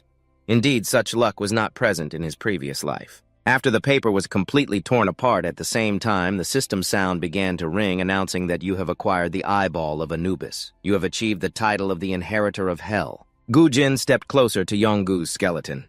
He sighed while carefully raising both hands, preparing to touch the skull of the dead, but couldn't say a word. Then Gujin's hands gently touched Yonggu's dry skull. He slowly pulled it closer to himself, but his mood suddenly became excited. His eyes simultaneously emitted a strange light. That matter has now become a thing of the past for me. The magic power within Gujin's eyes began to gather very quickly. Then they twisted into a fierce vortex, all the magic power deep within his eyes, gradually spilled out. At this moment, the system continued to ring with an announcement, "You have opened the eyeball of Anubis." Immediately, Gujin's magic power unexpectedly surged forth. In an uncontrollable manner, it shot directly into Yonggu's eye socket. Following that, everything around was suddenly bound by the beam of light emitted from his eyes, and he swallowed all the memories of Yonggu while he was alive. They all vividly appeared before his eyes. The screams echoed continuously in the ears of the orc. In the chaos, someone screamed, hoping to receive help from him, "Yonggu, save me," faced with the cries for help from his teammate. Yonggu not only did not help, but instead he gritted his teeth, showing discomfort. Damn it, Yonggu did not hesitate to choose to abandon his teammates who were in a life-and-death situation. He just ran away. Yonggu, the coward, could only curl up and run away, fleeing for his life. After a while, he fortunately found a small cave. Yonggu, terrified, held his head and shouted, "I can't die here! Hunting people is illegal." The brutal images in his memories appeared intermittently. In the end, Yonggu seemed to turn into a madman. He laughed loudly and shouted, "Soon that person will become the master of the guild." Phoenix indeed. Right after that, Yonggu's memories were left with only one thing, the image of a man with fiery red eyes leisurely sitting on a throne. He shouted the name of that man, Park Yong-hoon. At this moment, all the dark memories of Yonggu were seen through by Gujin. The black magic power was quickly absorbed back by his eyes. Gujin gritted his teeth, absorbing all of his memories. He tried to endure the intense pain being transmitted into his body through his eyes after he had completed the task of absorbing both the magic power and memories of Yang Jiwayu. The skull of that man had finally lost its value. Ujin threw it down hard onto the ground. He held his head, clearly showing pain as if he was not used to it. After seeing the memories of the dead, Gujin gasped. He exclaimed in astonishment, "Is this really the memory of the dead?" Gujin calmly stared at the skull lying at the feet of the orc. He thought to himself that seeing the past of others is indeed not pleasant at all, and it seems to consume more magic power than I thought at this moment. Satisfaction was clearly expressed on Gujin's face as he wiped the sweat off and silently calculated that the preparations were complete. If I approach him with the information I have from the past about this guy and the list I found earlier, even the most cautious person wouldn't stand a chance. The scene shifts to a grand building appearing against the clear blue sky, followed by a blood-soaked hand suddenly appearing in the stillness, the fingers still tightly clenched. Forming a powerful fist upon looking down at the ground, he saw a gaunt man lying flat, as if he were trying to suppress a terrible pain. The voice of Ion 1 rang out immediately after. "You let other players attack that dungeon!" The face of that man. Beaten to a pulp by the bodyguard, he fearfully shouted, trying to explain, I was wrong. Just in case of any mishaps, I will deal with that brat." Yongwan replied indifferently, "Deal with him. You couldn't even handle that new guy who charged into the dungeon alone. How could you?" He immediately turned to Secretary Kim, who was standing next to him. "Do you have anything else to add?" "Huh?" Secretary Kim, upon hearing Ion 1 mention her name, quickly bowed her head and apologized. "I'm sorry. I will handle it right away." Ion 1 remained relaxed, reading the newspaper that reported the discovery of the A community dungeon. Immediately, 2 bodyguards appeared. They forcibly dragged the man outside as he shouted loudly, "Wait, please don't kill me, just give me one more chance." No matter how much he pleaded, he remained calm. Yongwan silently read the lines written in the newspaper about the bidding competition for the A community dungeon. It allowed 150 players to enter. After a moment of struggle, the door to the room was slammed shut by the 2 bodyguards, and the man was finally dragged outside to face the consequences. Ion 1 slowly turned to the next page, the headline immediately catching his attention. South Korea handles the A community dungeon with a level 20 player. He appeared surprised. A newcomer managed to clear the entire dungeon alone. This guy seems to have some decent strength. Although it wasn't a big deal, Yongwan was a bit curious, but the reputation of that guy in the guild wasn't very good. Secretary Kim next to him nodded and replied yes. then carefully recounted the entire incident that had occurred in the dungeon. He isolated himself from his teammates. There are rumors that he monopolized all the rewards, but this has yet to be confirmed. Young one, based on the information he just heard. Then he speculated that actually putting aside the doubts if his reputation in the guild was like that, it would be hard for him to succeed further. He couldn't keep acting alone forever. The phone suddenly rang, interrupting the conversation between the two. He coldly said, "Speak." The voice from the other end immediately rang out, "A person named Kim Gu-jin is looking for you and wants to meet." Yong-guan couldn't help but burst out laughing upon hearing this. "Look at him, he has willingly walked into the tiger's den. This orc is quite interesting indeed." Scene change, a serious voice of a secretary suddenly rose during the bidding for the one-layer dungeon this time. "Our Phoenix Guild has been assigned a total of 20 dungeons. This arrangement has been relatively satisfactory for the guilds, but..." He carefully reported the situation he had gathered. Currently, the three factions, including Park Yong-guan's faction, are engaged in a fierce mental battle to compete for those 20 dungeons. The secretary, feeling helpless, presented what had been giving him headaches for many days. The biggest issue is, even if each faction is allocated 6 dungeons, there are still 2 dungeons left over. The chairman slowly spoke up, stating that with 3 factions, there are only 2 dungeons left over. It really is a headache. The secretary's face showed some annoyance as he gently nodded and replied, "Yes, that's why we still haven't reached an agreement." The secretary pushed his glasses up with one hand and analyzed seriously, because if it's Dungeon A, the chance of obtaining valuable items is quite high. Moreover, it's a one-layer dungeon, so the chances are even higher. The chairman raised both hands to support his chin, sighed in frustration, and replied, "No one is willing to give in. Everyone is so proud of their abilities. If only we knew what items were in which dungeon." The chairman quickly found himself in a deadlock because he couldn't think of a solution. He loosened his tie in annoyance, truly a headache, and wondered aloud, "Is there no individual not belonging to any faction willing to enter those 2 dungeons?" The secretary quietly replied, "No, not yet." The chairman knew that was obvious. He leaned back in his chair and casually remarked, "That's right, who would dare?" If any faction just barged in, who knows what could happen in the dungeon, just at that moment when he was unsure of what to do. An unexpected notification bell rang. It's a call from Mr. Park Yong-hoon. Upon hearing his name, the secretary's expression immediately darkened. Park Yong-woo. The situation is already very tangled, and now he calls. What could it be? The chairman slowly picked up the phone and said, "I'm listening." His expression suddenly changed. The chairman suddenly shouted, "Ah!" He couldn't hide his surprise on his face. The chairman immediately stood up and carefully asked for clarification. "Kim Gu-jin, what do you mean?" The secretary was a bit surprised to hear that name. Kim Gu-jin. He tried to maintain his composure and replied, "First, I understand. If there's anything, I'll get back to you." The secretary couldn't help but be curious after seeing the chairman finish the phone call. He immediately asked the chairman, "What was that about?" The chairman calmly recounted Yong-wan's proposal. He requested to assign one of the 2 remaining dungeons to Kim Gu-jin without letting the other factions know. The chairman carefully analyzed that Kim Gu-jin is, after all, someone with a bad reputation and always acts alone, and said that the other factions don't pay much attention to him. The secretary showed clear curiosity. So now Kim Gu-jin has joined Park Yong-guan's faction. He bowed his head and sighed. How would I know? Maybe he's just being used for this dungeon, and utilized as a pawn. He pushed up his glasses and slowly voiced his thoughts. If that's the case, what about the other dungeon? If we do that, then perhaps the factions will fiercely compete to take over that remaining dungeon. The chairman already has a plan. He calmly explained that if we hand over a dungeon to Kim Gu-jin, then Park Yong-guan's side will withdraw and stop competing, so we only need to deal with the other 2 factions. The chairman calmly sat down, resting his chin on his hand. He is a brilliant strategist. I didn't expect him to prepare even the chess piece Kim Gu-jin. Right now, he has many unresolved issues in his mind that need clarification. He might even record this concession as a debt, and later he will demand the rightful benefits. But speaking of which, who exactly is Kim Gu-jin?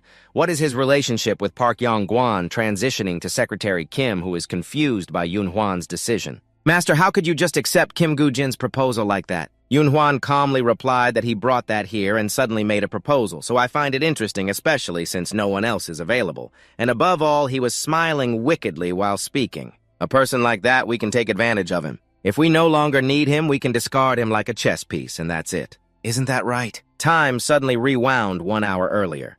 Gu-jin brought a notebook to meet Yong-wan. He slowly picked it up, glanced through it, then turned to ask you, "Do you know what this is that you brought here?" Woof Woof calmly replied, "Yes, I wanted to find out what it was, so I looked at the contents inside." He tilted his head, looking at you with a puzzled expression. "So why did you come here? Are you planning to come here to demand money to keep this secret?" He lowered his head, the corner of his mouth slightly curled up just with this. Yongguan's expression suddenly darkened. He looked up at Gu Jin with a cold gaze that could intimidate Park Yongguan. "Do you think so?" The two bodyguards behind you prepared to take action. Gu Jin immediately spoke up to clarify that it was not a threat, but I came to make a proposal. Gu Jin very straightforwardly said, "The one-layer A dungeon has become a hot topic recently. I want to attack it." Your words just came out, causing Yongguan to pause for a moment. Then he quickly regained his composure, unable to hold back a laugh. He raised the notebook and pointed it straight at Gu Jin. "This guy is really funny." After a hearty laugh, Yongguan's expression suddenly became serious. He cautiously asked, "Do you know what that dungeon is like that you dare to say that?" Gu Jin casually scratched his head and indifferently answered his question. "Yes, I know that the dungeons are fiercely contested by most of the associations in the country, including the Phoenix Association and the Messiah Association. Besides the designated dungeons, there is always fierce competition for more." Yongguan confirmed again, "You know that. And you still intend to charge into that battlefield. Next." He suddenly slammed the notebook in his hand down on the table. "You must have lost your mind." Yongguan smiled wickedly, nodding in agreement. "Fine, I will meet your request. But I also have a proposal." Transitioning to Kyungbu University, Gu Jin sneaked into a lecture by an expert analyzing the situation inside the dungeon. He projected a data chart onto the large screen behind him and loudly pointed at it. "If we look at the content of the dungeon report, we all know that." He projected a data chart onto the large screen behind him and loudly pointed at it. "If we look at the content of the dungeon report, we all know that. In this dungeon, there are at least over 1,000 orcs." The content was displayed on the large screen in great detail. The Orc Boss Population Level 1. Orc Boss Attack Condition, hunt 1,000 Orcs, and the Orc Boss Entry Condition below Level 20. Maximum number of entrants, 150 people. Mission reward, eliminate all 1,000 ORCs. The Orc Boss Hunter Wu Jin bowed his head silently, pondering for a moment, as he stood in agoric, recalling everything that had happened before returning to the past. The number of survivors in this attack was. He stood silently, leaning against the wall, reflecting, trying to remember, although he couldn't recall the exact number, but around 7 people, a little over half of the players, had perished. Gu Jin rubbed his chin, analyzing. The players chosen for this position were all elite soldiers from various regions. Considering this, if it were just a battle with monsters, there's no way more than half of the players would have died. He stared intently at the expert who was lecturing at that moment. Because there wasn't enough evidence, there was no way to just let this go. But Gu Jin's expression immediately became serious. He was very confident in his reasoning. No matter the situation among the players, there was a high possibility that some had developed murderous behavior. Because it was a good opportunity to reduce the number of competitors and loot items, Gu Jin quietly turned and left that meeting room. And in this dungeon, he remembered exactly that the highest value reward would be given to the one who eliminated it. The orc monster boss was the fangs of a Rottweiler. Gu Jin also clearly remembered who that reward belonged to.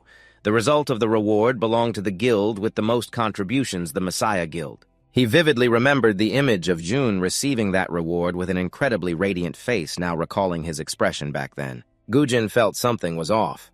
At that time, he knew nothing, but now thinking back, there were many forced things. Who knows, perhaps from that moment that Brat had already become corrupted. He slowly pushed the door open and stepped outside. Gu Jin walked alone down the hallway, continuing his reasoning based on the anomalies he had discovered. Even if Lisa Jun was behind that incident, it didn't necessarily mean that the Messiah Guild acted directly. Gu Jin squinted, using all his brain power to uncover the truth. It couldn't be ruled out that they had planted spies in other guilds based on his memories to guess their next moves. So now Gu Jin slowly stepped out of there. In his heart, it seemed he had found the answer. Perhaps it was a scene change as the players began to gather into many groups in the middle of the street, the lights flashing continuously around them. A voice suddenly rang out, pulling everything back into the right trajectory. Now the players were entering the dungeon. The surrounding space was surrounded by enthusiastic fans. They continuously cheered, flashing lights, taking pictures of the players preparing to enter the dungeon. A total of 4 guilds participated in this game. Each guild chose a symbolic color for themselves. The first guild, the Messiah Guild, all members wore elegant white suits. Next was the second guild, the Phoenix Guild, whose members chose bright red suits to represent strength and majesty. Then came the third guild, the Liang Guild. They chose yellow suits combined with black shirts inside, creating a fierce aura just like a lion holding its head high. Finally, there was the school guild. They donned black suits paired with matching masks, further emphasizing the mystery of the members of this guild. Wu Jin stood silently amidst the crowd, slowly following behind the players from the other 4 guilds. He was the last to enter the dungeon. Then he slowly removed a hooded Gucci hat, revealing a sinister smile from his fangs, saying, "The orc you want to claim will be taken for you." In just a moment, all the players entered the dungeon one after another, and a flash of light enveloped the entire forest, shrouded in darkness after they entered the dungeon. 2 members suddenly got lost from their guild. The girl looked around in confusion and asked, "Where's our guild?" He sighed and tilted his head, saying it was too crowded to find them. Jong-ki suddenly shouted, "Messiah Guild, line up in front!" As soon as he called out, all the guild members immediately took their positions and lined up neatly in front of the other players. One player among them at another guild, after witnessing the scene, exclaimed that, "Indeed, Messiah, look how quickly they are forming their lineup." "Truly impressive," the man standing behind him said, with a hint of annoyance, not to praise aimlessly like that. Han slung the sword over his shoulder and slowly moved forward, sneering that even if they started first, it wouldn't make a difference with at least 1,000 orcs ahead. Han then pointed in another direction and shouted to announce the orc over there, just as the other members stood confused, staring at this orc, when suddenly the sound of footsteps echoed. Breaking the tense atmosphere, Jack bravely ran quickly towards the orc, leaping directly in front of everyone. Jack glanced at the orc. Then he ordered the remaining members of the Messiah Guild to handle it. Everyone stay alert. Immediately, the sound of the system unexpectedly rang out. The warrior's skill was activated and the monster was provoked. The shield in Jack's hand emitted a wave at the same time. The loud noise attracted the attention of the orc. Upon hearing the loud sound, it became alert and turned its back. The orc immediately activated its berserk mode, raising its fist and charging at him. Jack quickly used his large shield to block its attack, using all his strength to hold the shield firmly as he tried to stand his ground on the rocky surface. After the powerful impact from the ORC, its expression suddenly changed, and in its eyes flashed a look of surprise. Jack sneered, looking at the orc with a cold gaze. "Is that all?" Elena stood aside, observing her eyes and hands suddenly emitted a strange light. As she murmured a spell, countless large vines suddenly sprouted from the ground, wrapping tightly around the orc's arms and neck. The system announced another message. "The skill of the one who holds the root of knowledge, the monster has been immobilized." Elena continued to shout the spell loudly. The light emanating from her grew stronger, and the vines around the orc's neck tightened. The orc thrashed violently, gripping the vines wrapped around its neck. Its eyes filled with despair as it screamed in pain. Its painful cries tore through the silent atmosphere. A sudden surge of power rebounded towards the other members, the force shifting from the air to the ground. It continuously stirred up the ground beneath the players there. They panicked and shouted, "What is that, an earthquake?" A man immediately stepped forward, pointing towards the forest and explaining that it wasn't an earthquake. Something was in the forest behind. After hearing his words, everyone turned their gaze towards the direction of his pointing arm, feeling immense fear, holding their breath as they gripped their swords tightly. They prepared to engage in battle at any moment. Suddenly, from within the forest, more than 10 giant orcs charged towards them. One of the leading orcs launched the first attack, aiming directly at a member of the Phoenix Guild. He smoothly drew his sword and slashed several times. A stream of dark red blood immediately gushed out as his sword cleanly cut into the orc's arm while other players rushed in to fight. The orcs seemed to go mad, charging like arrows towards the players, and everything around instantly became chaotic, one side humans and the other side frenzied monsters. Engaging in battle with each other, the Messiah Guild did not fight with brute force. They stood outside the fray, using magic to control the orcs, while all the players present became increasingly excited. Their minds gradually became more exhilarated as they saw the orcs being controlled by the Messiah Guild, and all the remaining players simultaneously gripped their swords and charged in. It was at this moment. Then the shouts immediately echoed everywhere. Everyone shouted in unison to advance. All the players in the same guild began to cooperate, working in harmony to take down each orc. No one noticed the presence of Gu Jin, standing alone on a large branch nearby. Gu Jin carefully observed everything happening. Indeed, his disappearance went unnoticed by anyone. Gu Jin suddenly broke into a sinister smile. "Now it's time for me to act slowly." Kim Gu Jin calmly stood high observing the battle and thought to himself that it wasn't far from the players yet.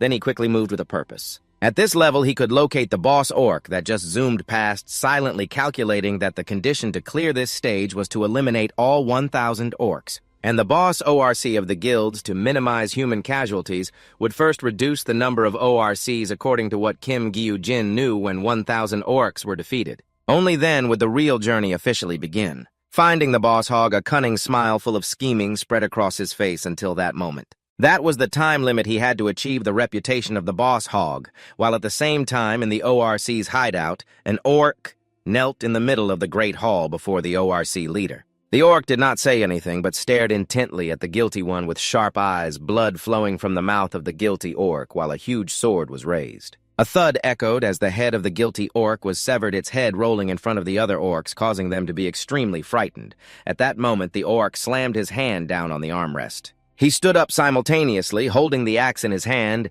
then he roared, followed by the responding roars from the subordinate orcs. After a warning display from the orc, the subordinate orcs began to return to the battlefield, a scene that made Kim Gyu-jin, observing from a distance, feel admiration. Handling the orcs wanting to retreat from battle was indeed good. Now his gaze turned toward the orc that must be the boss orc, right? Although it seemed stronger than he thought still, a feeling of pride surged within him. It was indeed lucky that he encountered it just as it was urging its subordinates to the battlefield, watching the large orc sitting alone on the throne. Kim Gyu-ji realized the opportunity had come to him. While all the others were busy fighting head-on, he had a plan with a joyful smile on his face. He had to attack the boss orc, which was currently alone, returning to the battlefield. After defeating a good number of the ORC army, several members of the guilds were feeling smug. They loudly declared that orcs were nothing to be afraid of. He just needed to advance. Unlike them, Jong-ki was very serious, believing that the number seemed less than expected. There must be a main force present. At that moment, someone unexpectedly appeared beside him. It turned out to be Henry, who quickly reported the situation he had scouted. "Sir, a large number of orcs are advancing towards this way." Jong-ki hurriedly asked how many approximately. Henry solemnly informed that according to his estimate, it was around 900 to 1,000. It seemed like the entire force was coming. This statement confirmed Jong-ki's initial thoughts. Indeed, without hesitation, he loudly commanded everyone to advance and finish everything today. To confront the main force, we need to reorganize our ranks. However, in response to his enthusiasm was the displeased attitude of those from various guilds. "Excuse me, are you giving orders to someone?" From the crowded group, Ronan from the Leong Guild stepped forward and loudly declared that they were not the servants of the Messiah Guild, they would just attack as they pleased. Nevertheless, Song-ki still tried to persuade these stubborn people. Right now, a large number of orcs are marching towards this way. The competition between the guilds is important, but if we do not unite, he concluded sternly in this dungeon, all of us could end up losing our lives. Unfortunately, Ronan did not listen and even mocked, asking if he was not confident enough. "If you are afraid," then he glanced at him and contemptuously said that you shouldn't have come here in the first place. After saying that, he led his group from the Leong Guild forward. Henry saw this and couldn't help but sigh that those people had lost their minds. To avoid wasting more time, Jong-ki quickly ordered us to find a safe place to rest for a bit and prepare for the next battle. At the same time, Kim Gyu-jin's skeleton soldiers had been summoned, and he was currently with two of his skeleton minions preparing for a 3-on-1 against Lotto, who suddenly found himself facing 3 unknown foes. Lotto was a bit confused, but then he stood up and prepared to fight with all his might. Kim Gyu-jin and his minions quickly got into a tense state, ready to clash with Lotto. At that moment, the 2 skeleton soldiers charged forward without hesitation. Lotto immediately activated his Fang skill just as the 2 skeletons were about to reach him. Suddenly, he glanced at them and swiftly shattered one skeleton with a powerful strike, leaving Kim Gyu-jin astonished, exclaiming that it couldn't be possible. Back to Lotto, he charged fiercely toward the remaining skeleton. Of course, that skeleton was not afraid at all, and growled back unexpectedly. Lotto swung his axe toward the skeleton. But unfortunately for him, that skeleton skillfully dodged the attack. However, with sharp eyes capturing every moment, Lotto easily landed a blow on the skeleton, causing Kim Gyu-jin to realize that the skeleton soldiers couldn't hold out as long as he thought. So he decided to use the arrow in his hand, aiming his bow at Lotto. There was only one chance. He had to seize this moment. It was now as the last remaining skeleton attracted Lotto's attention. Just as Lotto swung an axe at the skeleton, Kim Gyu-jin released the arrow. Lotto quickly sensed the danger approaching him, not expecting that at that moment, which seemed impossible. Yet he was still able to dodge. This left Kim Gyu-jin somewhat astonished.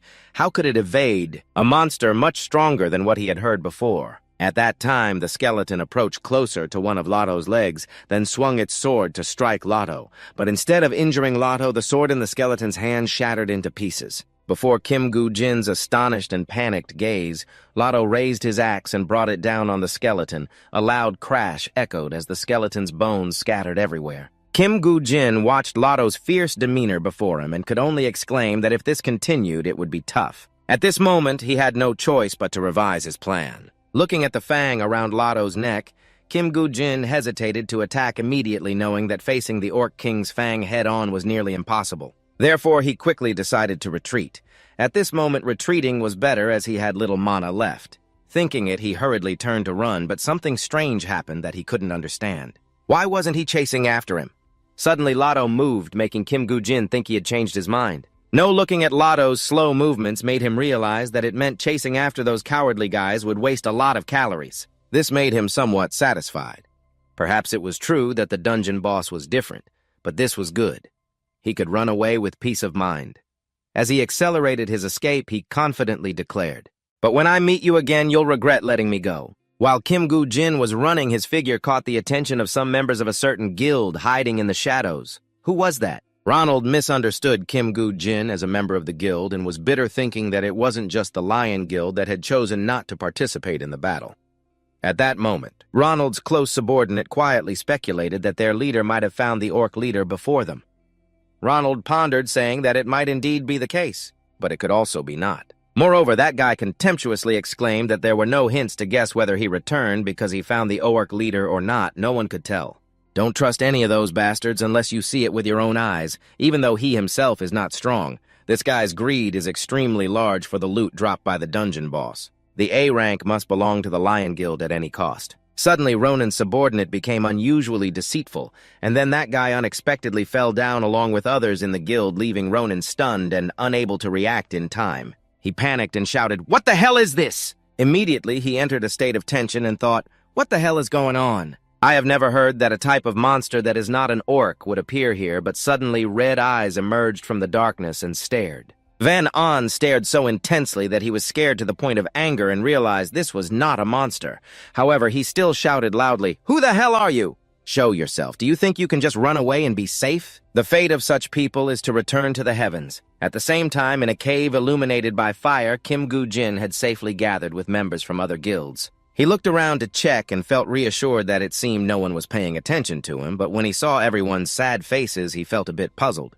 But what kind of atmosphere is this? It's like accidentally walking into a funeral. After that, his gaze noticed many graves had formed, making him wonder why so many had died on just the first day. Kim Gu-jin's expression was filled with curiosity because he didn't understand what had happened. Something was wrong since only elites could enter here, and they were all heavily armed. Could it be that the guild started fighting earlier than expected? Suddenly a quarrel broke out. "Why do you all look so ragged?" On the other side, it was no different. A member of the Tai Hu Guild, full of confusion, asked, "Our Tai Hu Guild is still doing well, by the way. Do you have any information about the other guilds?" A member of some guild spoke up, saying that according to what they heard, it seemed the Lion Guild suffered the heaviest losses. A group went into the forest to gather loot but disappeared completely. The members of the guilds began to chatter animatedly. It wasn't just one or two people who went missing. That's scary. It could also be that the bodies have been so deformed that they are unrecognizable. The snails also eat human flesh, and they talked about not wanting to be eaten by orcs, only to be reprimanded by the captain. "Damn, I may die, but I don't want to become food for monsters. Don't curse like that, it's bad luck." "Yes, I'm sorry, Senior," sitting in front of the burning fire. A member's voice rang out. However, saying that was one thing, but it still felt too strange. A member had a question, wondering if it were normal there should still be some corpses left somewhere. Or they could have run away. But then they would die from severe injuries, right? The person next to him agreed, replying, "You think so too. Hopefully among the missing there is someone who survived." Kim Gu-jin still sat far away, quietly listening to these people talk to gather more information. Just let it be. We should still keep our lives first. Once dead, even good items are useless, right? The information from their mouths makes you confused. This is an A+ dungeon, so this could happen, but entire groups being wiped out in one day is unusual. Not normal at all. The presence of another enemy lurking out there makes you feel uneasy. There is definitely something shady, and our plan might fail if the overall military strength weakens. Tomorrow is going to be very busy. The sun has risen, and the snail army is still diligently marching.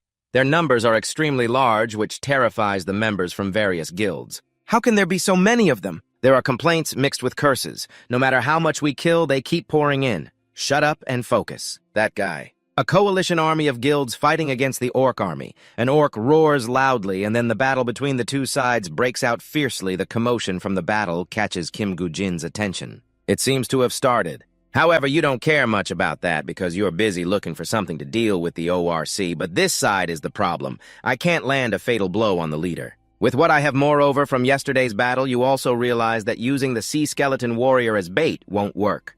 They are too fragile. Suddenly you remember something. Speaking of which, do sea skeleton warriors know how to shoot arrows? So you decide to summon a skeleton warrior to test it. After summoning the sea skeleton warrior, Kim Gu-jin returns to the Orc. Seeing it still lounging on the throne, you can't help but exclaim, "You look so comfortable today." So you decide to make it uncomfortable. Let's go for round 2. Go. As before the Orc activates the King Orc's Fang skill, its power increases exponentially. A loud bang sounds as it leaps and charges toward Kim Gu-jin. Just as the Orc is about to attack you, something suddenly flies toward it, startling it a bit, but it quickly raises its axe to block. The arrow falls to the ground after colliding with the iron axe. The Orc's furious gaze darts toward the one who shot the arrow, and that person is none other than the skeleton warrior. Angry at being ambushed, the Orc throws a rock at the skeleton warrior, but fortunately the two skeletons quickly dodge. Dodging while continuing to shoot arrows, each arrow flies toward the Orc, but it can still block them. Just when it is busy dealing with the skeleton warrior Kim Gu-jin, who doesn't know when he got there, is right above it, so the sea skeleton warriors do know how to use bows and arrows. A triumphant smile spreads across your face. The plan is going smoothly. Kim Gu-jin leaps high. Just as he prepares to land on the Orc's head, it begins to sense danger, but all actions now are too slow. Kim Gu-jin delivers a downward strike to the Orc, simultaneously severing the fang of the King Orc that it wore around its neck. The moment the fang falls to the ground is also when Kim Gu-jin quickly catches this treasured item he has longed for. The power begins to transfer to him, who has received the fang of the Orc at the same time. The various powers of the Orc boss begin to decline.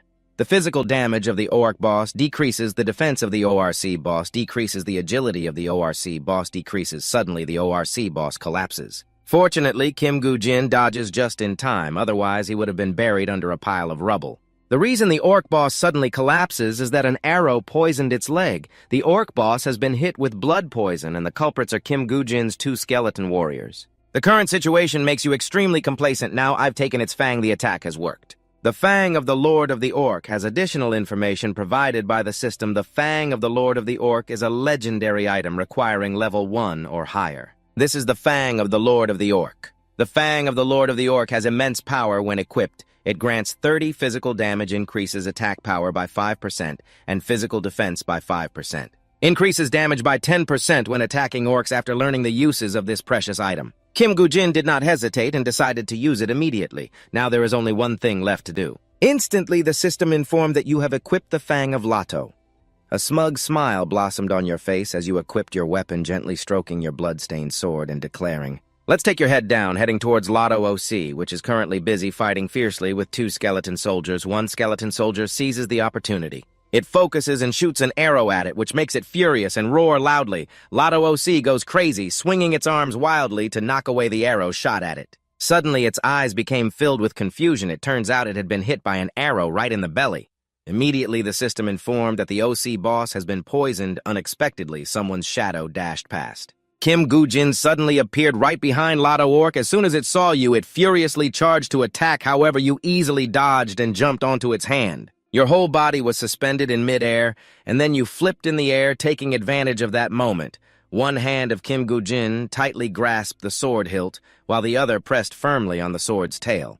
Quickly, you drove the sword into the hand of Lord Ox. The system quickly displayed a notification that the Ox boss has been poisoned, realizing it had been hit by your skill. Lord Ox looked at you with a gaze full of resentment. Before it could counterattack, Kim Gu-jin swiftly chopped off its axe, and you broke into a delighted smile. The axe you are using flew straight towards a skeleton soldier. It seems this was part of Kim Gu-jin's plan, and the skeleton soldier did not dodge at all. On the contrary, it displayed a ready expression, quickly catching the axe, initially looking at the axe with a puzzled gaze, but then it suddenly threw away the bow in its hand. This skeleton soldier seemed extremely excited with the new weapon in its hands, which made Kim Gu-jin quite satisfied, affirming that it was the perfect weapon to take your life. At the same time, elsewhere, someone had safely landed on a high branch. He looked around in confusion and wondered what that sound was. Usually, orcs don't make such sounds. After thinking for a while, he decided to head towards the source of that sound. With that thought, someone was fighting the orc boss nearby. The discovery that someone had fought the boss before made this person a bit angry, muttering to himself, "Damn it, who is it? I must quickly find out and report back to the guild." So he sped up, and when he got out of the dense forest full of tall trees, this person quickly landed on a rock outcrop far away. The scene he saw before him left him speechless. It turned out he discovered Kim Gu-jin along with two skeleton soldiers. They were playing cat and mouse with Lotto. Two skeleton soldiers, one player. He could only see one player like this. Made him a bit confused trying to squint to find another figure, but saw no one else. He didn't see any other players around here. Therefore, he was quite surprised, mixed with confusion, unexpectedly seeing only Kim Gu-jin challenging the orc boss alone. How could that be? At the same time, it made him fearful and decided to report to the guild immediately, thinking that made him quickly turn around and leave. But one thing this person did not know was that Kim Gu-jin had discovered his presence all along while he was rushing back to his guild. Suddenly, there was an arrow embedded straight into his back, causing him to panic and exclaim about the arrow, but no matter what. He could no longer run and fell to the ground, the ambush leaving him confused and looking around, wondering what was happening and who did this. He remembered Kim Gu-jin in a panic, thinking that he couldn't have been discovered. It was him. He was preventing him from reporting that he was fighting the fox boss. Suddenly, a glow appeared beside him. He had to glance at the figure that appeared from nowhere. This person was none other than a member of the school guild, looking at the unfortunate man with a murderous gaze. The man himself was horrified and recognized this person. It was the school guild. Before he could utter another word, he was dealt with. The young man from the school guild stood calmly in front of the corpse of this unfortunate man, and he had permanently departed, disappearing after killing that man. The young man from the school guild carefully crossed his name off the list and took inventory of the remaining targets, noting there were 5 more left. He looked at the pile of people he had dealt with on the list. He couldn't help but complain about the effort wasted on hunting orcs. During that time, going PK was better than nothing. Suddenly, from a tree, another member of the school guild loudly reminded this young man, "Listen here, rookie, half of that guy's loot will belong to me. Make sure to divide it properly." The young man below, tired of hearing this, replied, "Got it, you don't have to worry." Then suddenly asked, "By the way, are you really going to kill that guy from earlier?" The senior member of the school guild casually replied, "He's not on the list, but if the opportunity arises, I still want to kill him to loot." The young man from the school guild was worried, thinking that he was. "I'm going to take on the orc leader, so isn't it just like dealing with a monster? Isn't it too dangerous?" However, the senior member insisted, "Once we deal with that orc, he'll be finished right. At that point, taking him down will be as easy as pie." After saying this, the person left saying, "I'll finish off the rest. Just follow me." The young man murmured, "What else is there to deal with?"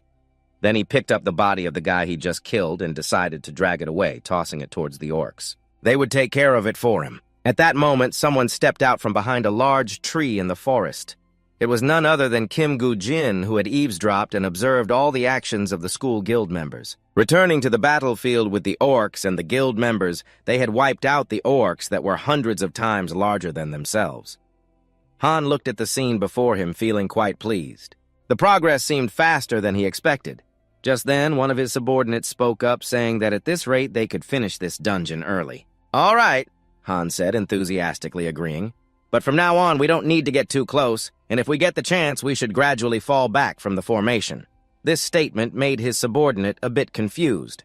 "Yes, leader." An arrogant thought flashed in Han's mind. The rabble was about to be cleared out. "So starting tomorrow, everyone will begin to go after the orc leader. So starting tomorrow, everyone will begin to go and find the orc leader." The guy laughed triumphantly and ordered to prepare for the main event right at that moment. Suddenly, the system screen appeared before the players. Han was startled by this. A line of red text appeared with the content stating that you have defeated the orc leader. This made Han unable to believe his eyes, and exclaimed while the others were so astonished that they shouted loudly, "What the hell is this?" Everyone told him to check his eyes. He didn't know which dead body he was looking at while receiving the notification. He was bewildered as to how this could happen. The main forces of the guilds were all gathered here. Henry, beside him, curiously asked the leader what was going on. Like this. "Does it mean that the Lion Guild members who left earlier succeeded?" Jong-ki shook his head and replied, I won't mention it again. His eyes filled with suspicion.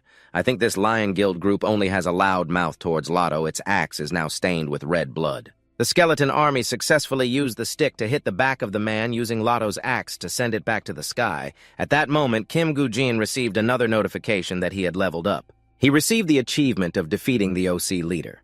The reward was a skill scroll. Seeing that he had an additional skill, he was curious to check if there was a new scroll, hoping it was something useful. Upon seeing his new skill, he was so surprised that his eyes widened.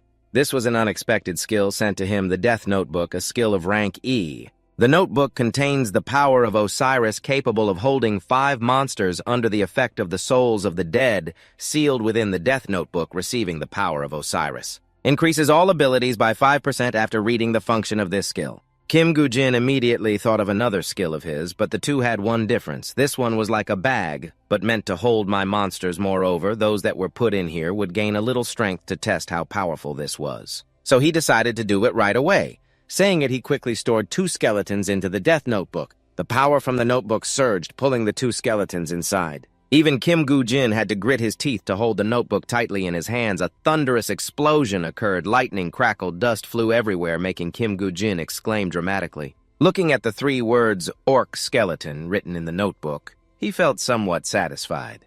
From now on, he wouldn't need to kill the first one anymore. Just entering the dungeon would allow him to summon soldiers right away. A triumphant smile spread across his face. With this, the biggest weakness of summoning skeleton warriors was a thing of the past.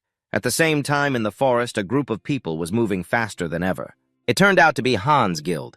The fact that he dove headfirst towards the orc made his subordinates confused, asking the leader where he was running to since the orc leader had been defeated. Frustrated by their constant questioning, he turned around and shouted as if I didn't know. His close subordinates heard this, but still couldn't help but wonder why so Han had to explain. He spoke loudly, explaining why he had to rush towards the ORC's location, like that the fool should at least go there to see the situation to report back. Just like that, if I go back and tell Mr. Park Yong-guk, do you think I will be whole? The subordinates. As soon as they heard this name, everyone was filled with fear. Park Yong-guk's outcome made the whole group run faster than a fleeing soldier towards Lotto's location towards the guild school members. They had no idea that things would progress so quickly. Damn, I didn't expect the orc leader to fall so quickly. Therefore, the leader decided to change the plan. Just ignore the one who soloed the ORC leader. He had to handle the targets on the list. First, one of the group members hearing this questioned. But what about the new soldier left behind to clean up? But what about the new recruit left behind to clean up? The white Torque in the group sighed in annoyance and replied, I told him to follow right after he finished. After this mission, we need to go back and teach him a lesson. The leader didn't hesitate to remind the group of what they needed to do. If their identities were exposed, their superiors would get into trouble, and they had to avoid that at all costs. And in the worst-case scenario, be ready to log out. Given the current situation, he had to quickly urge his subordinates. Now there isn't much time left, but we still have to act as secretly as possible. At that moment, he suddenly sensed something. Wait, someone is coming! Looking back, he saw it was the new guy in the group. The way he was running made everyone panic. The new recruit, what is he running like that for? The answer came immediately when behind the new recruit were 2 skeleton warriors chasing him. The white Torque quickly recognized the sea warrior. In his mind, he silently lamented. Is he provoking that guy? At that moment, the new recruit ran straight towards the gathering of the school group.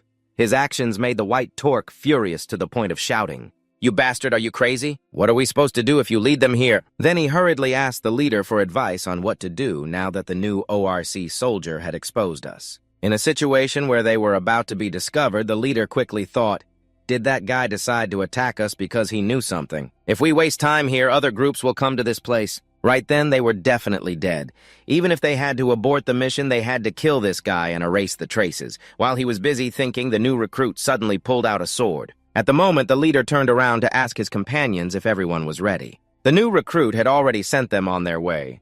The white Torque fell to the ground with a fatal slash, and the others were not much different. The current situation was that the school group was all wiped out. Only the leader and the new recruit remained, which surprised him to the point of wide-eyed wonder. What the hell is this? The new recruit betrayed us. Suddenly, the new recruit removed his mask, revealing that he was not a member of the school group, but Kim Goo-jin. Seeing the arrogant expression on his face, the leader was so shocked that he exclaimed, this guy is... Returning a few minutes earlier, Kim Goo-jin's sharp gaze was directed at the new recruit of the school group. It seemed he had realized the reason for the reduced number of players. This is the reason why only half of the players returned alive after checking a few memories of the new recruit from the school group. He felt a bit disappointed because he couldn't find what he needed. But in the memories of this new recruit, there was no information related to the Salvation Guild. Then Kim Gu-jin's gaze turned to the one the new recruit from the school group had dealt with. He quickly recognized that in his previous life, that guy was also just put on the missing list. Without thinking much more, he quickly stripped everything off the new recruit and put it on himself, deciding, "It seems I have to go meet the Skull Guild leader in here." He intended to search for the information he needed, but before doing that, he needed to deal with the Orc first. If lucky, he might find information about the relationship between the Skull Guild and the Salvation Guild. But before that, he had to deal with the Orc leader. Back in reality, the leader looked at Kim Gu-jin with a bewildered and confused expression, wondering who the hell this bastard was. Where did he crawl out from? The members of the school group were looking at the skeleton warriors with fear, watching the two of them lumbering towards them. The school group was so scared they shouted to get out. As for Kim Gu-jin, he felt quite satisfied with the full presence of this group. I have luck again. All the names in the memory of the new soldier are gathered here. While the two skeletons are busy intimidating the school soldiers, Kim Gu-jin is busy suppressing the leader who won't play cat and mouse with this group anymore. The skeleton growls and raises the axe high. The school soldiers, seeing that scene, panic and scream not to do it, but even begging is useless because sooner or later they will be sent to the altar. The school leader is terrified by Kim Gu-jin's ruthlessness. This bastard shows no hesitation when it comes to killing, meaning this is not the first time he has done so. Although scared, he still bravely says, "I don't know who you are, but you won't get anything from me," knowing he can't fight Kim Gu-jin, so he decides to play it risky with his words. "Even if I survive and escape, I will only become a hindrance for the leader. This is the only way left." Thinking of that, the school leader draws his sword and decisively ends his own life. His action surprises Kim Gu-jin a bit. After regaining his composure, he sarcastically says, "That's quite a move." But it's useless anyway. Looking at the school leader's expression, he suddenly feels wrong. He should be thanking him instead, as he just proved he knows a lot of valuable information. To save time, Kim Gu-jin immediately activates Anubis's eye skill.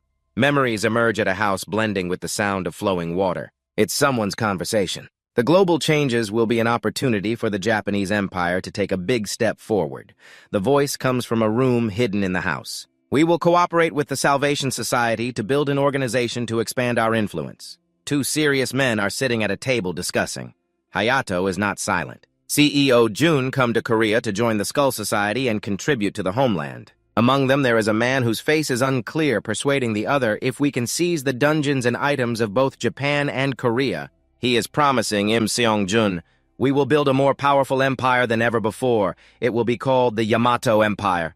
Just then, two men unexpectedly appear at the door, and the mysterious man introduces them as Im Seong-jun. "Now I will introduce those who will guide you. The angels of Japan will help us establish Yamato." I am CEO Jun is astonished and hesitantly exclaims, "You are—" Upon seeing the two enter, he was so surprised that his mouth fell open.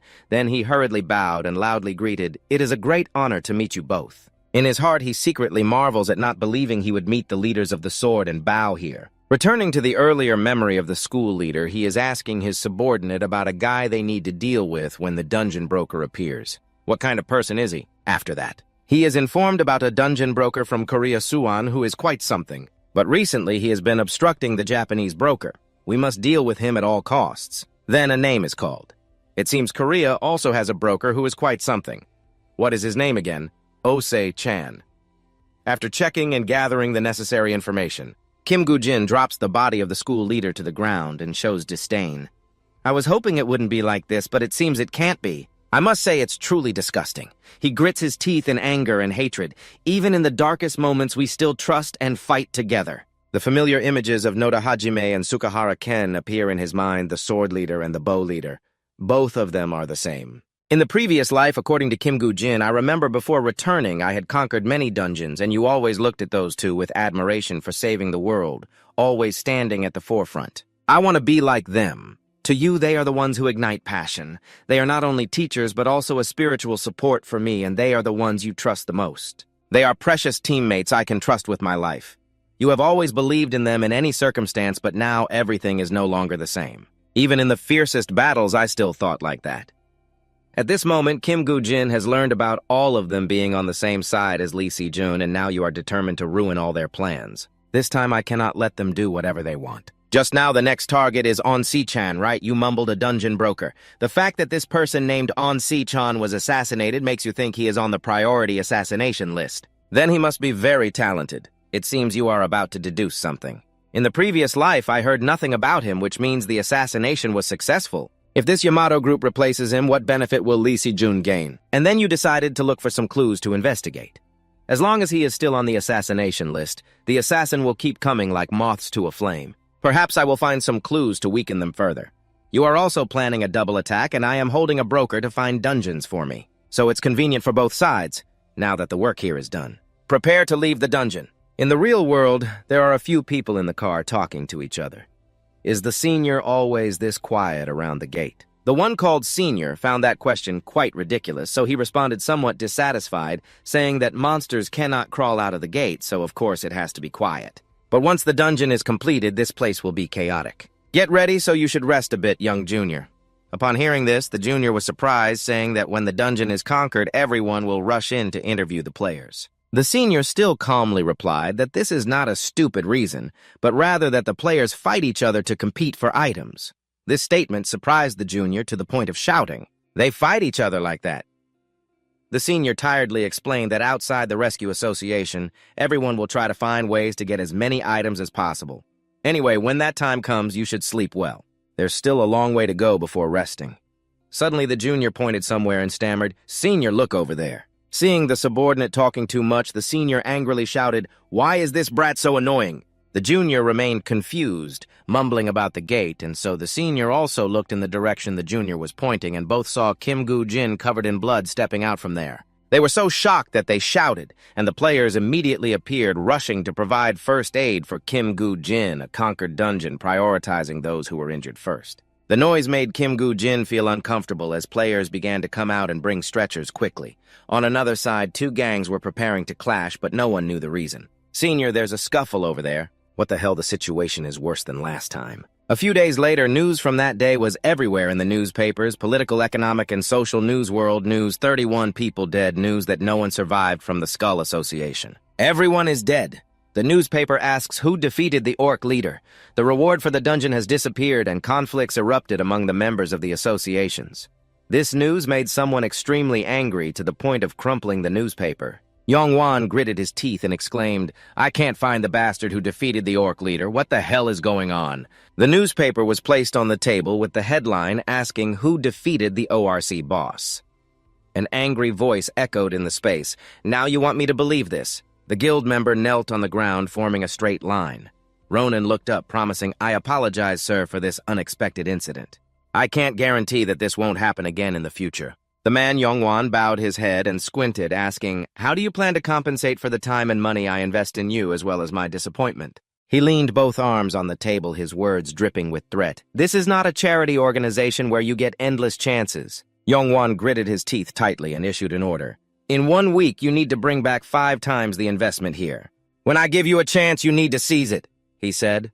From inside the villa, a voice filled with panic echoed outside. 5 times? After Ronald's group left, Yongwan turned to ask the person standing next to him, "Kim Gu-jin, is that guy being treated in the hospital?" Secretary Kim quickly replied, "Yes, they said he was injured in the dungeon this time." Upon hearing that answer, Yongwan frowned and turned back indeed. "No one should be usable after being injured in a single-layer dungeon." Secretary Kim hesitated, slightly denying that.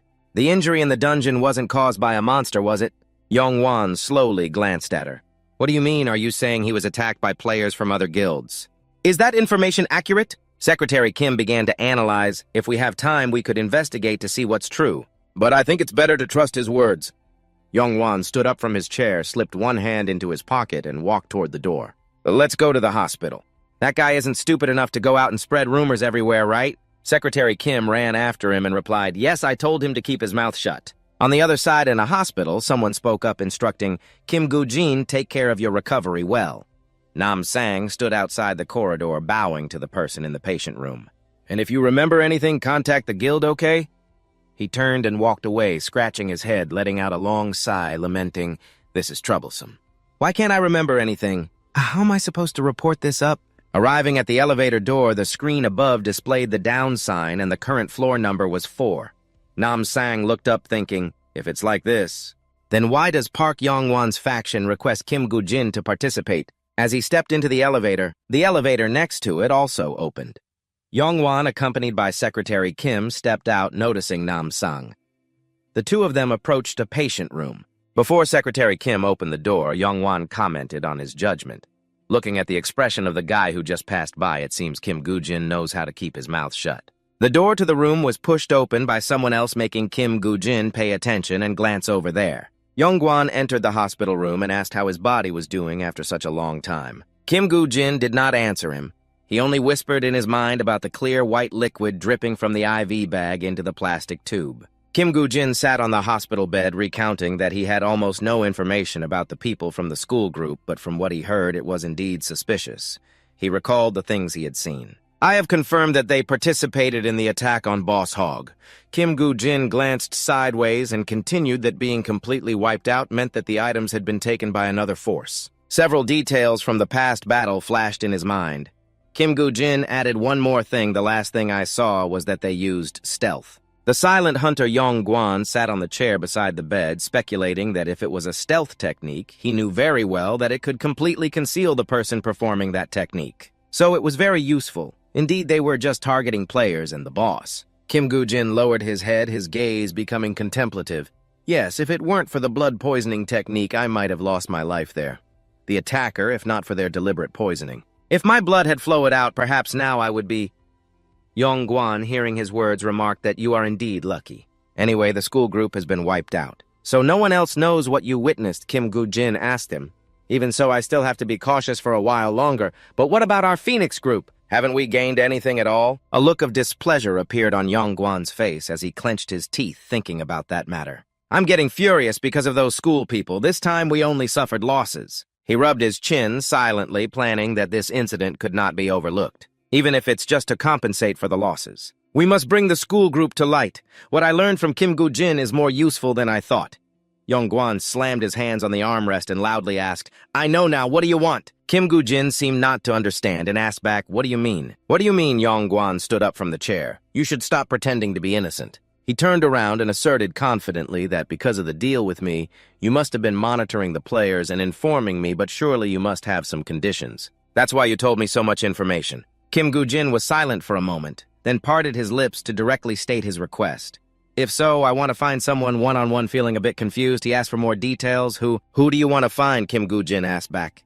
Do you know about the broker Ose-chan? I have heard rumors that this person is very capable, but my connections are also limited, so... Yong-gwon glanced, repeating the name he just heard. Ose-chan, how do you know that person? Never mind. In the near future, if you receive a strange call, just answer it. He and Secretary Kim turned to leave. Unexpectedly, he exclaimed a cryptic remark about an arrogant person choosing clients, but the ability is indeed to be acknowledged. Yong-gwon stopped his steps, moving forward, using a warning gaze towards the person sitting on the bed, continuing to say, and the last thing is just to say, just in case. But you absolutely must keep this matter confidential. If the rumor is leaked, only you will be in danger. Kim Gu-jin tilted his head, looking at the back of the person standing at the door, replying, Yes, I understand. The door slammed shut just before Ion-won and Secretary Kim left. He even left behind an appointment. See you later. Kim Gu-jin merely bowed his head in silence, his feet dropping from the bed to slip into the slippers on the ground, mentally calculating. First of all, everything was going according to his plan. They had no suspicion of him at all. Park Yong-ho knew nothing about the connection between the school association and the Messiah Association. Kim Gu-jin stood by the window looking outside, thinking that if he started digging for information in that direction, Lee Se-jun, or the Holy Sword, would be watched by Park Yong-gwon. The corners of his mouth curled into a satisfied smile. Park Yong-hwan was completely unaware of the wounds he had inflicted on himself, so he would have to struggle in a short time. While Park Yong-hwan and Lee Se-jun were outsmarting each other, he could focus on developing his own strength. A black car with bright headlights was speeding down the road. A voice came from inside saying that although the scale of the school association was very large, there was no investment business group behind it, so there could only be one possibility. Yong-won sat in the back row, looking at the screen of the phone in his hand, thinking that exporting items obtained domestically would inflate the investment amount. He observed the images of red arrows on the map, formulating a plan. We need to find out about the black market connected to foreign countries. If we go there, we can meet the merchants trading with them. Yun-won shifted his gaze outside the car window. this matter would eventually come to light, getting involved with businesses that are in cahoots with them. Today, Kim Goo-jin walked out of the hospital. He put his hand in his jacket pocket, searching and wondering if it was time to get in touch with him yet. Just then, the sound of a call rang out. Kim Goo-jin took out his phone, silently praising the timing. He pressed the phone to his ear and a voice came through. "I heard you want to trade with me. Why?" Kim Goo-jin narrowed his eyes, realizing this was Oh Se-chan. He replied, "Yes, I want to find the dungeon. Se-chan set the condition that we must know your abilities. Then we can decide." Kim Goo-jin asked him, "You mean abilities?" Se-chan did not explain, but only said, "I will send you the details in a message." Then the call was cut off by the person on the other end. Kim Goo-jin also saw a message sent to him. The content of that message was, "Clear out the Koban's quantity, 1 floor difficulty C, plus maximum number of players entering 4 entry condition below level 28 condition to eradicate 100 Kobans. Location of the dungeon Songbi District, Incheon, Gyeonggi City." After reading it, Kim Goo-jin confirmed that they told him to choose a client.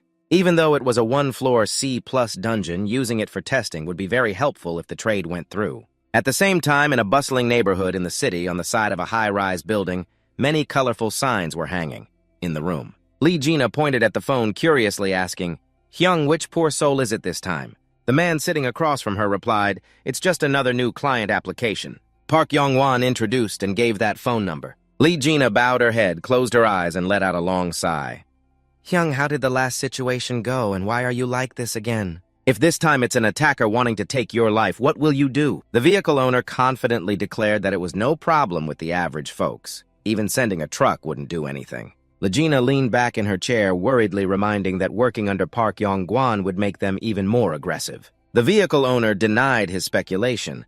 If it were under Park Yong-gwan, he would handle the transaction himself. He walked over to the desk and pulled open the drawer. If he couldn't pass the test, it wouldn't matter because anyone wanting to kill me just needs to have the right skills. The vehicle owner dropped the phone he was holding inside, smiling excitedly. If he had such skills, the phone fell hard among a pile of different phones. His voice echoed, saying that one day he would break all the dungeons and could end this game. What we need is someone like that. Lizina's face lit up happily as she gave a thumbs up, asking why he would say that. That's really heartbreaking. If there's someone like that, it's right here. The vehicle owner bluntly remarked that you still have a lot to improve, and Legina couldn't believe it, exclaiming, "What about me, Hyung?" He assessed that you were the type to just survive, so if you attacked the dungeon alone, it would be too much. Se-chan smiled with interest, saying he had already set the test as the Koban dungeon. "So let's see what the results are." Legina shook her head, squinting and asking, "Koban, isn't that a bit much?"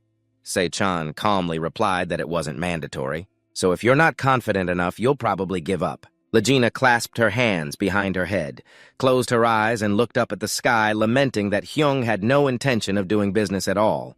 But did Hyung forget that I expend energy quickly? I'm starving to death right now. Se-chan, hearing this, angrily cursed, saying he had just ordered food and was about to eat. "And now what nonsense are you talking about?" Meanwhile, on the other side, a light yellow car was slowly approaching a giant pit. Inside the pit was a dungeon gate. Kim Goo-jin calmly stepped out of the car. After firmly closing the car door, Kim Goo-jin turned to observe the surroundings, wondering if they weren't planning to make money from their dungeon. He didn't set an easy challenge since he used such a massive dungeon for ordinary players. As he slowly slid down the pit, he thought to himself that it was only difficult for those who didn't know how to deal with the old lady. Nearby, a pair of binoculars was held up to Jisu's eyes, reporting the situation. She was standing near the dungeon at Songbo Yusan. She lowered the binoculars and glanced at her phone, reporting to the person on the other end. "Kim Goo-jin is approaching the dungeon over here." Jisu's voice transmitted from the phone's speaker to the ears of the two people in the room. She started pressing the button. The vehicle owner jumped, looking at the device making noise. Had he arrived there already? He picked up the phone that was on the table and asked the person on the other end. "Indeed, a hurried person, so what has he prepared?" Jisu replied, looking as if he hadn't brought anything special.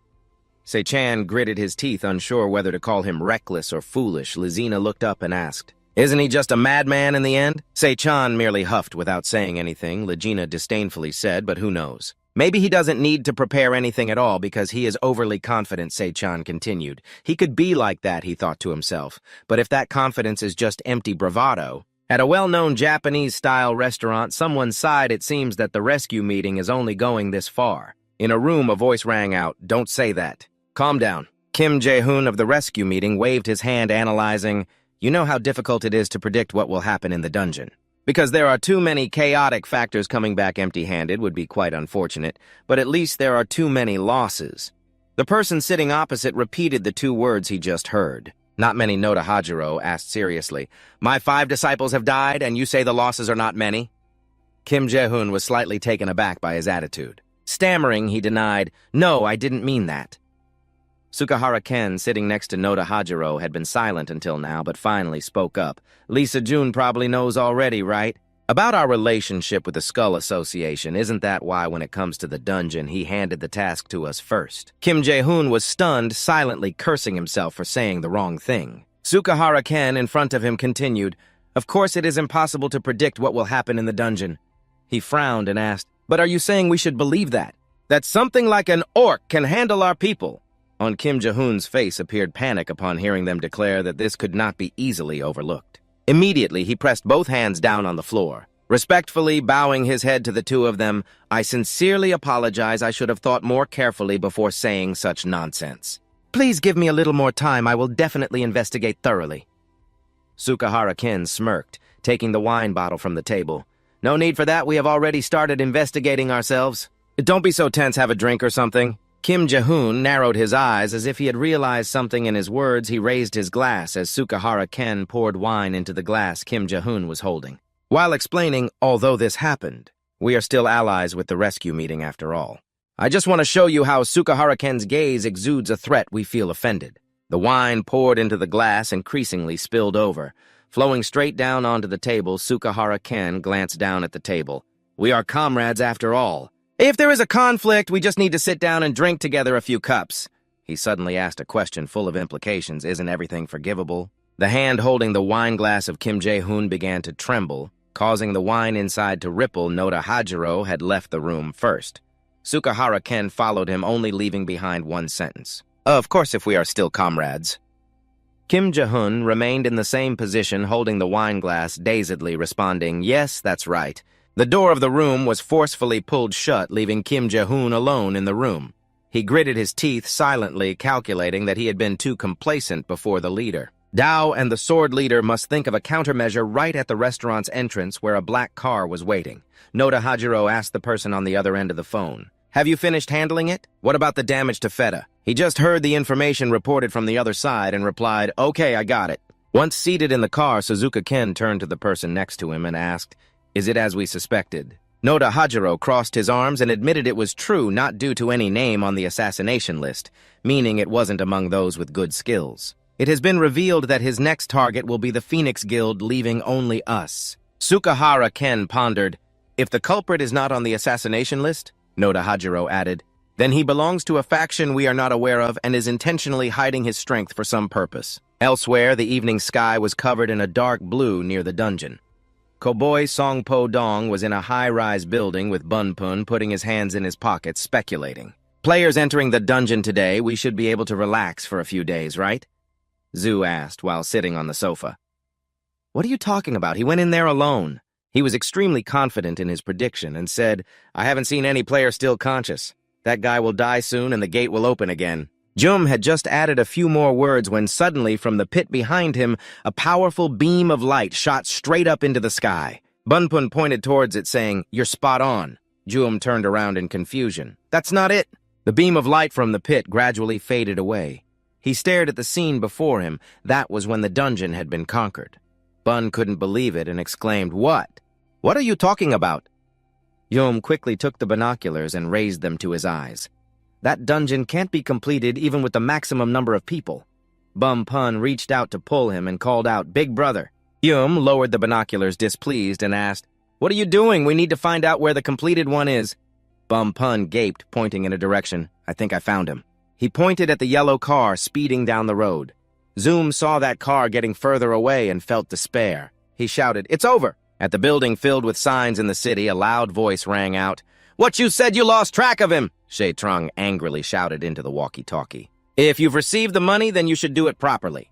"Taking my money to mess around and now making excuses?" Jisoo sat at the computer desk on the other side. She had to tilt her head and tightly cover her ears. She calmly called out to the person on the other side who was incessantly cursing, "Hey, boss," with an annoyed tone. Jisoo told him, "I haven't paid them yet," as she stood up from her chair and asked him, "Did you tell them they are your fellow countrymen?" The boss asked back, confused. "But we decided to pay them." Jisoo insisted, "No, they just came to help us." The boss crossed her arms and confirmed once more, "Really?" Jisoo looked at him seriously. Instead, the boss said he would treat them to a round of drinks. The boss shrugged and made up a reason to avoid feeling regret because starting today she would not drink anymore. Jisoo slung her bag over her shoulder and walked towards the door. If it were Kim Goo-jin, she wouldn't have to worry about leaving now. Trong felt curious about where Secretary Lee was going. She didn't answer, but only said that if he intended to work with us, he would contact us soon. Trong followed the figure of the person who had just left with her eyes. A cold remark flashed in his mind, conjuring an image of Jisoo tightly hugging a lonely backpack sitting on the ground.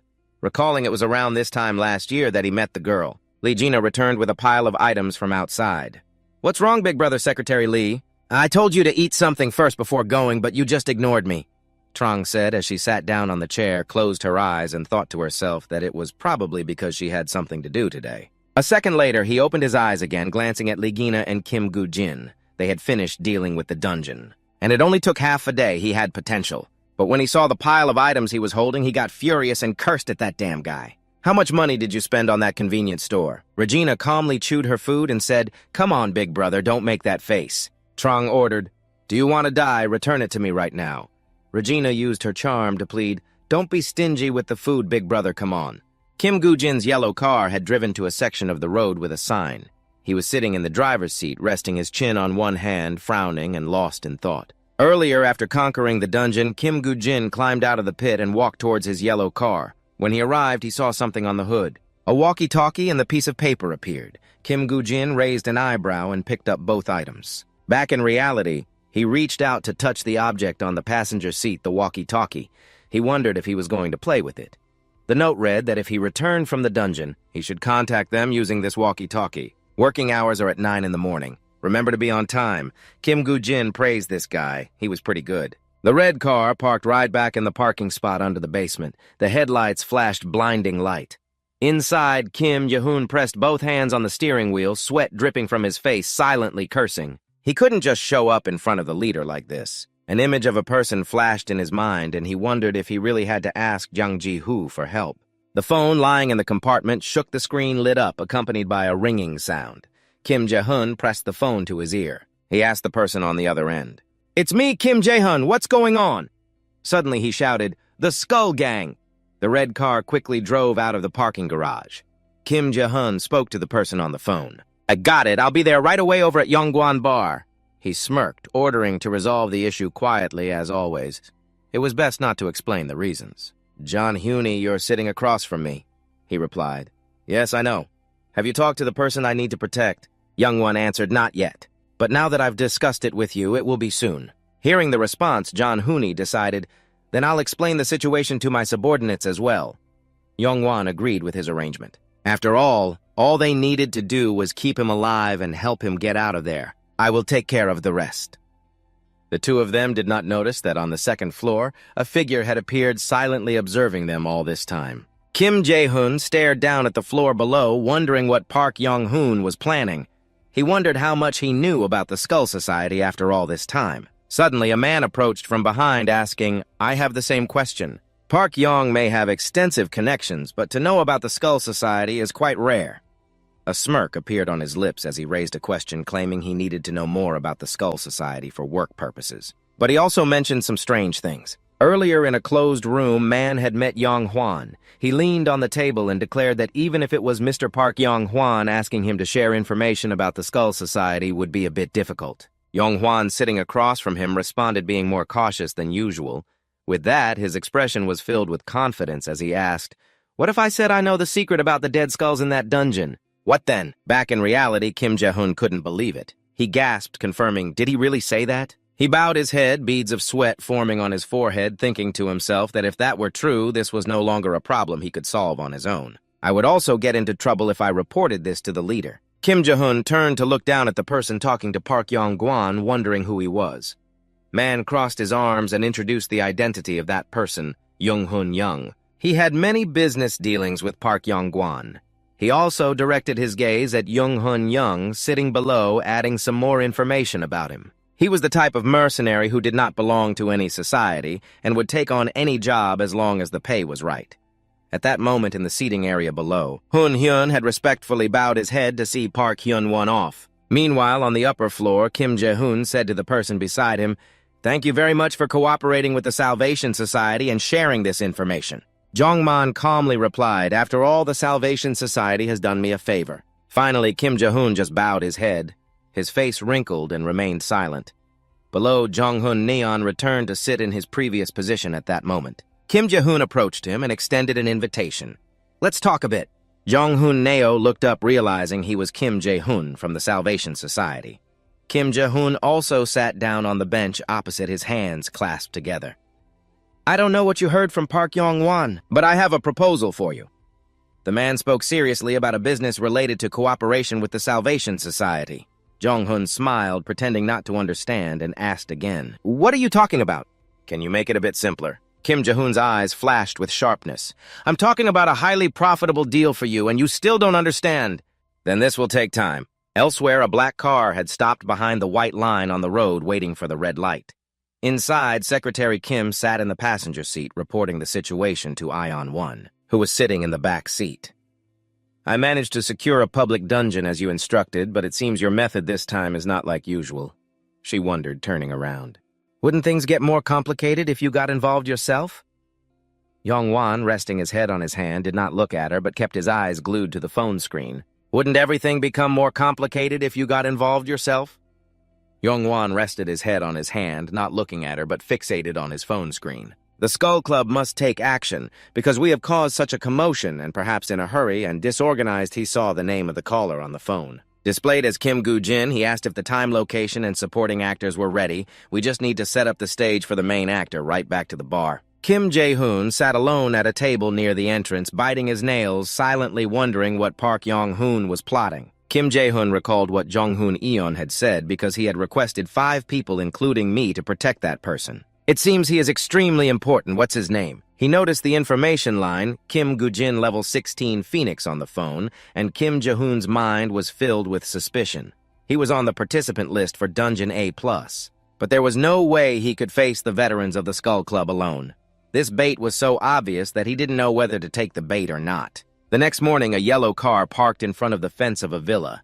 Kim Gu-jin sat in the car, speaking into the intercom. "I must have passed the test right." The person on the other end confirmed, "Yes, even faster than I thought. You hid your true abilities, didn't you?" He didn't wait for a response and continued, "Well, it's not that I doubt or anything, just personal curiosity."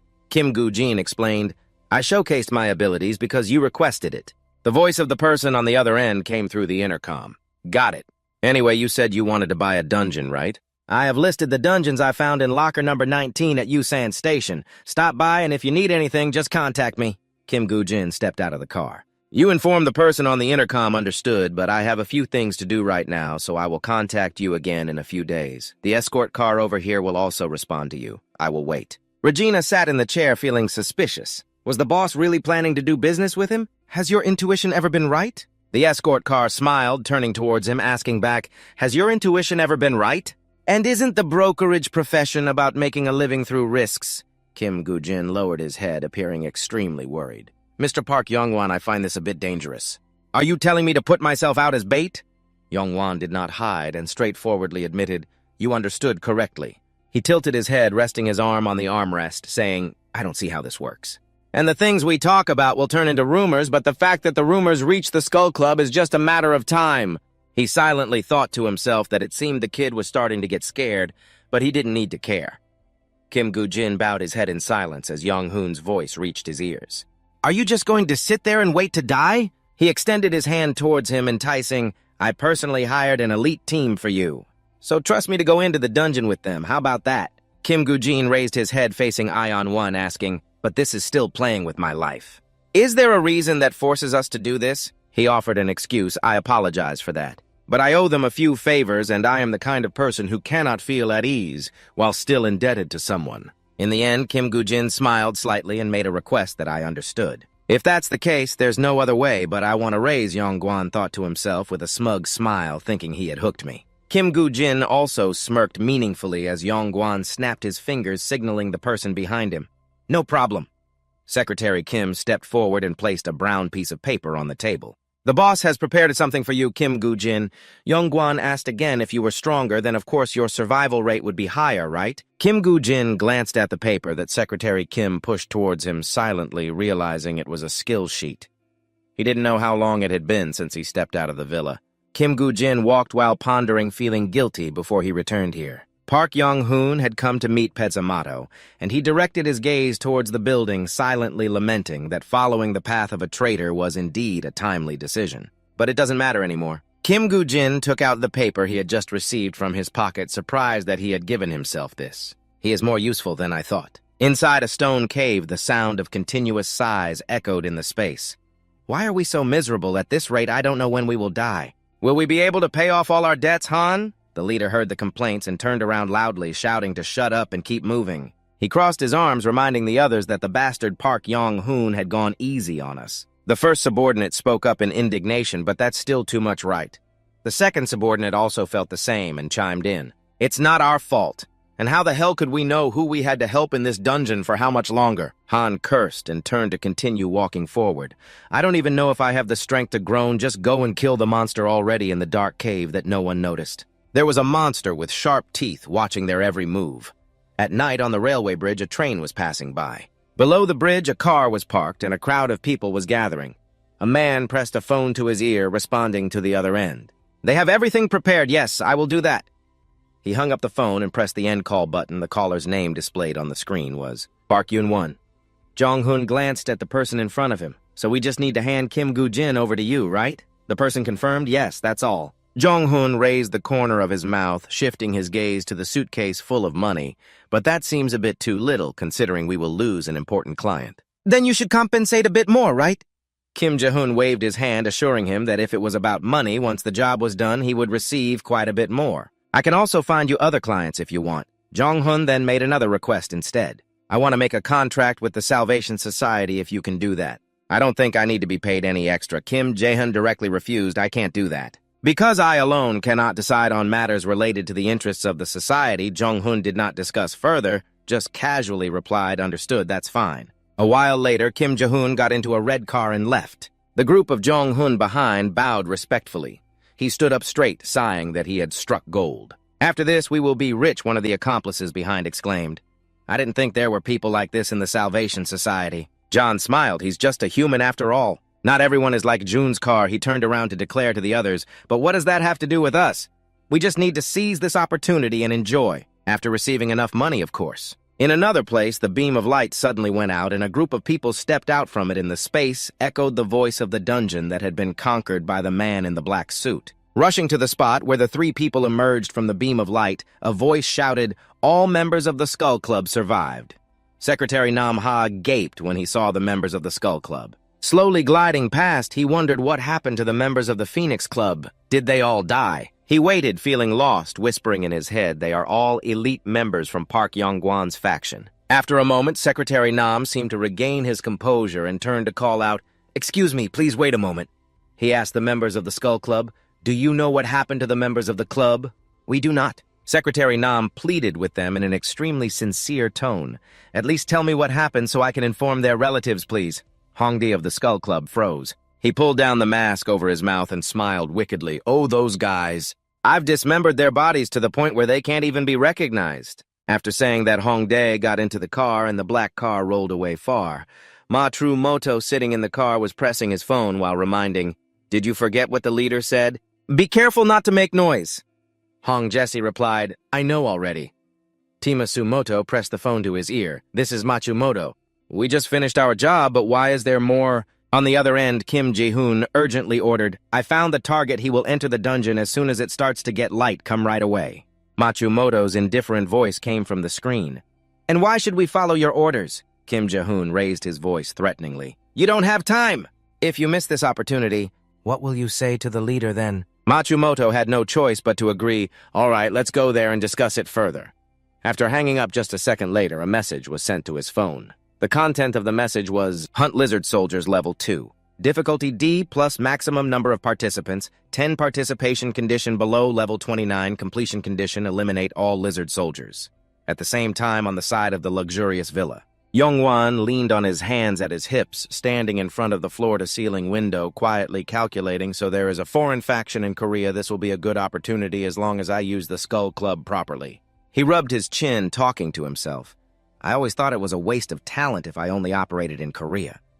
Yongwan looked at the gold watch he was wearing on his wrist. He thought, even if the plan doesn't go smoothly and Kim Gu-jin dies, at least I'll have information about the Skull Club. Now it's almost time. On this side. In front of a black tent, many people were already standing and waiting. Kim Gu-jin stood on this side, silently raising an eyebrow, quietly observing them from afar. Young-hooni was the first to spot him. He waved his hand, calling the rookie over here. He extended a hand, introducing himself. Nice to meet you, I am Jang Hoon-yeon. Kim Gu-jin nodded and introduced himself. My name is Kim Gu-jin. Jang Hoon-yeon appeared friendly and responded. Then let's do our best to complete the dungeon. There was supposed to be another team, but it seems they are late. Just as he finished speaking, a white car drove up behind Kim Gu-jin, kicking up a cloud of dust.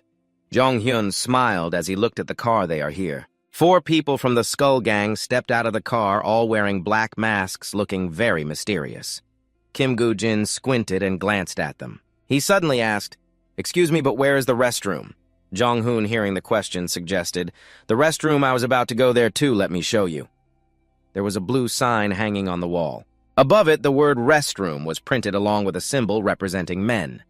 Jong-hyun crossed his arms and leaned against the wall, asking, "So are you the one we have to escort?" Kim Gu-jin did not answer, but countered, "So you guys are the team that Park Yong-ho mentioned." Jong-hyun stood up straight. "It's almost time.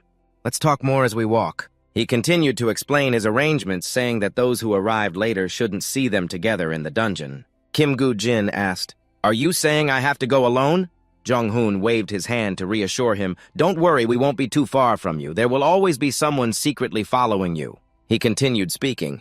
"Anyway, there's a high chance of an ambush on the 2nd floor. If we start fighting right away, completing the dungeon will be very difficult." Kim Gu-jin walked beside him, bowing his head, not knowing what he was thinking. Jong-hoon confidently asserted, "Don't worry, we know what we're doing. Just trust us and go in there." He glanced at him and replied, "All right. I will follow your instructions." Jong-hoon was pleased and exclaimed, "Good. Then you will go in first. If we go in together, it will raise suspicion." Kim Gu-jin said nothing more. Following his instructions, he turned and entered the tent alone.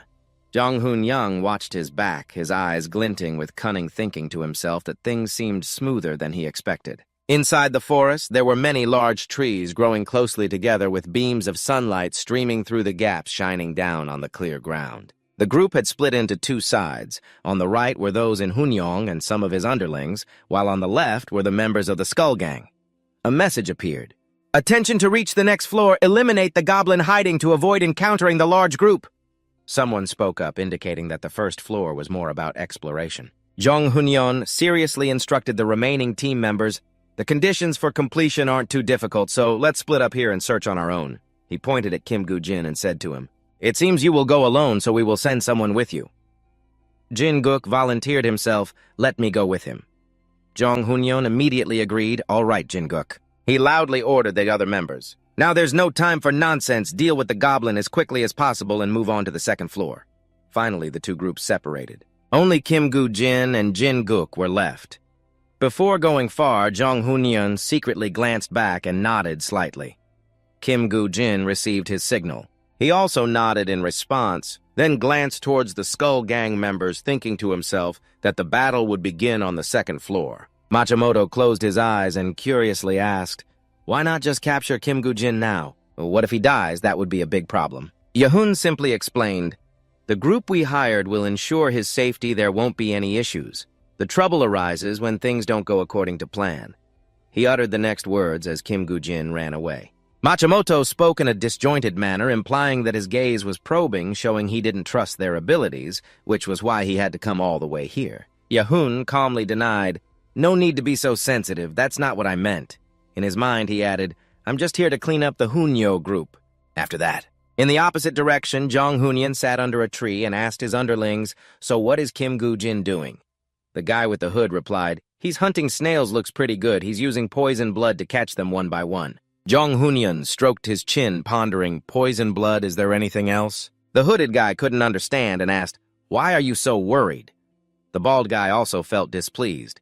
Do you think these guys can't handle one person? Jong Hoon told the two of them no. Because everything is too simple, I became suspicious of that guy who just stood up while analyzing Park Yong-hoon and Kim Jae-hun, who are not the type to throw around a lot of money like that. Jin-guk is still following him, and someone answered, yes, sir. Are you planning to go to him? Jong Hoon set up a scheme. If we go together, he will trust us more. And when he lets his guard down, capturing him will be as easy as pie. Jong Hoon's group slowly advanced into the deep forest where scattered white bones lay before them. The underling turned around, searching, certain that he had just been here. But where did he run off to? Jong Hoon made a guess. If he ran, there must be traces. He glanced around, relying on the smell of blood, and it must be here. But why can't Jin-guk be seen on the ground before them lay the bodies of a few hyenas? Jong Hoon spoke up, wondering what had happened, focusing his gaze ahead and exclaiming, something's not right. The underling shrank back as if seeing something, pointing and shouting, boss over there! In the distance, Jin-suk lay still motionless. Beneath him was a pool of bright red blood. Near him was Kim Gu-jin, who had also passed out with a pool of blood spreading beneath him. Jong Hoon shouted for the other underlings to check on Jin-suk while the others kept watch around as Min-sik tended to Jin-suk. The underlings received the order and immediately spread out in various directions to keep watch, while Kim Min-sik quickly ran to Jin-suk's side. Suddenly, he froze his eyes wide open. Jin-suk had been unconscious all this time, suddenly opened his mouth wide, blood continuously pouring out from inside. Kim Min-sik was drenched in cold sweat, shouting, this is bad! The wound on his neck is very severe. Jin-gu's eyes slightly opened and he coughed continuously. Kim Min-sik pressed tightly on his neck, demanding, stay still, I can't stop the bleeding if you keep talking or moving. Jin-gu's body trembled, using all his strength to raise his arm and point in one direction. Kim Min-sik glanced in the direction of his finger and saw Kim Gu-jin lying over there. Sweat droplets fell from Kim Min-sik's face as he frowned and shouted loudly, no matter what, we can't hand him over to Kim Jae-hun. Let's deal with our lives first. We can think about the customer later. Jong Hoon, standing far away, worriedly turned around and asked, what's wrong? What's going on with Jin-guk? Kim Min-sik, while using healing magic on him, replied, it's very critical. At this rate, he will really die, boss. Jong Hoon gritted his teeth, silently wondering what the hell had happened. Clearly, they all knew they were on the same side, so there couldn't be any ambush from the other side. He suddenly remembered Kim Jae-hoon's words. This matter is related to the Savior Society, so be careful. We must ensure that no one knows about this. Jong Hyun was startled as if he realized he was planning to silence us all. Kim Min-sik, in a panic, called out loudly, don't dawdle, boss. Jin-guk is bleeding too much. He announced that only your healing magic can help him, not mine. At this point, Kim Min-sik suddenly fell silent as a skeleton soldier appeared behind him. He seemed to sense something. He turned around to take a look. As soon as Kim Min-sik made eye contact with the skeleton soldier, it swung its arm and struck. A second later, dark red blood gushed out from his body. Blood of various sizes stained both of Kim Min-sik's hands. The bald guy, seeing that scene, was stunned and screamed loudly. Kim Min-sik Jong Hoon also stood there, stunned, silently analyzing in his head how to inflict such a wound on Jin-guk, as they wanted to deal with our healer first. This means they are very experienced in PK. He glanced at the bald guy, thinking, I think Kim Jae-hoon tricked us. I should have been more careful. This request is too suspicious. At this moment, a group of skeleton soldiers rushed out from somewhere surrounding the three of them in the center. At the same time, on the side of the Skull Society, Kim Shich reminded the others not to overdo it. Save your strength. Hong stepped on the corpse of a hyena, praising these creatures. Knowing I'm handsome, so just come at me. Kim Shich waved his hand mockingly. Probably not because of your disgusting smell. Next time you enter the dungeon, could you spray a little perfume? Hong raised his arms, sniffing his own scent while rebutting, what do you mean by that? Do you know how much money I spent on perfume? Kim Shich calmly pointed behind him. You idiot. I've told you so many times already. Every monster is sniffing around here. Look over there, your fans are rushing in. Behind a pack of hyenas is charging. Hong stood still, confidently asking, as long as I welcome them enthusiastically, what's the problem? The hyena opened its mouth wide, revealing sharp teeth, drool dripping out. Before it could bite its target, a hand reached out and grabbed Hong. Hong tightened his grip around the hyena's neck with one hand, while lifting its body into the air with the other. His eyes narrowed, glowing with a red light of ferocity. Hong swung his arms to the sides, splitting the hyena's body in half. Another hyena raised its claws, lunging to attack as its claws descended. From below, a fist rose up, landing a punch on the hyena's head, shattering it, blood splattering as the hyena's body collapsed to the ground in front of him. Hong's face was splattered with blood, tears streaming beside him. A hyena was staring at him with its mouth wide open. Elsewhere in the forest, surrounded by tall trees, sunlight filtered through the green leaves. Sunlight shone down, and at the corner of his mouth there was a blood stain as he gritted his teeth, uttering each word. "You bastard, why did you betray us?" Kim Gu-jin lowered his head, looking at him, saying, "Betrayal. You're about to meet your end, yet you still won't be honest," you disdainfully said, looking at those players who only know how to use the power granted to them for their own benefit to the point where I'm no longer surprised. But your greed this time has crossed the line. Kim Gu-jin asked him, "You once said that the value of each person is different, right?" Jung-hoon raised his face and cursed. "How did you return to the past?" The lamp on the table emitted a soft yellow light and a voice echoed in the space. "Why are there members of the Salvation Society here? What's so special about that Kim Gu-jin?" Both Park Yong-hoon and Kim Ja-hun were interested in him. John Hooney smirked, explaining that he wanted to keep Kim Gu-jin alive to ask a few things. The underling wearing a hat felt aggrieved. If not handled, the boss wouldn't get to enjoy his fun. John Hooney pulled down his sleeve to show them the scars on his arm. "You mean this? Let's save it for next time. Just a little more and we could hunt that bald guy?" He pointed to a spot on the guy's arm. "You could handle a lot." "This is from the three of us. We saved your lives last time, right?" he excitedly said. "The more requests like this, the better. There were only 3 of us, yet we earned a lot." Completing a dungeon, John Hooney smiled slyly. "Do you think everyone's life has the same price, everything has different values?" He and his underlings turned to leave. The last words echoed in the space, "And we only kill if the price is right." In the seats where they weren't paying attention, Kim Gu-jin had heard everything. Back in reality, he conjured a sword in his hand, and now he was quite curious. Jong-hoon couldn't escape. He could only look up at Kim Gu-jin, who without hesitation swung his sword. "How much is your life worth?" "When you turned away." At that moment, the head of Jong-hoonian fell to the ground in a dark forest. Kim Gu-jin raised an eyebrow in front of the goblin. "So it hid in the same place as last time when I came to this dungeon. You coldly said, now let's go down to the next level." Kim Gu-jin left a remark that the skull comrades shouldn't be kept waiting, and then you raised your sword to finish off the goblin. The system displayed a notification that you had completed the first level of the dungeon. Immediately, a beam of light shot up into the sky, making Jae-hoon's group pay attention, while the others exclaimed that the first level had been completed. How the hell Jae-hoon turned his head back and thought that Hoonyeon should have signaled if he had found the goblin right Machimatogi or this kind of reaction. Then this must not be his plan. He pondered that completing the first level was completely unexpected.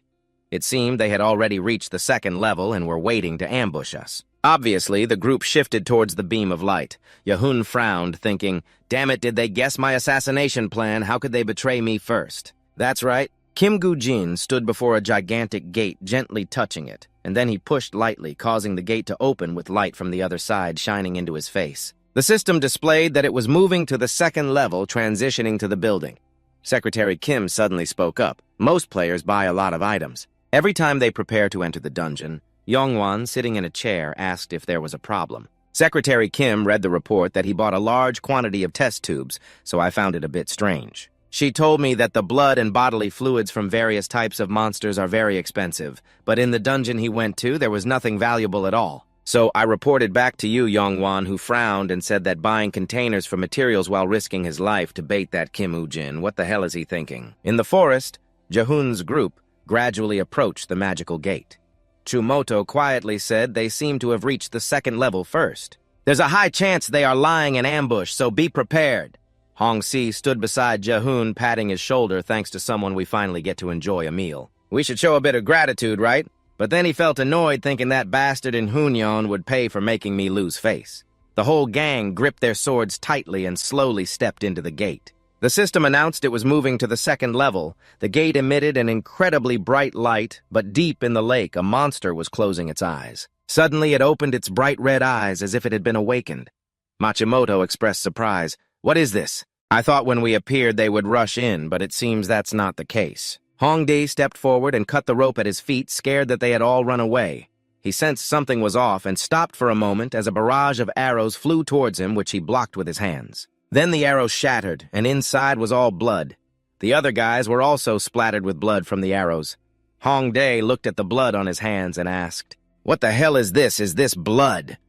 They looked at the blood on the ground and asked each other about the arrows with test tubes attached. Someone picked up an arrow and wondered what it was. It was a perfect ambush opportunity. Hongjae complained about the stench, and Kim Gu-jin appeared out of nowhere. Sorry for the stench. I thought this smell would suit you. Hongjae yelled, That bastard is just messing with us. Where is Jong Hoon-yeon? Do you think you will be safe after playing tricks on us like this? Yehun silently called out his name, Kim Woo-jin. Kim Woo-jin frowned, thinking, just as I expected, this guy still thinks I'm on Jong Hoon-yeon's side. You smirked and said, what do you mean by joking around? I knew how this would end. You will also handle it well with Hoon-yeon and his gang. But I didn't think you would follow us all the way here. Kim Jae-hoon from the Salvation Society said so. Let's put that aside. Now is not the time for nonsense.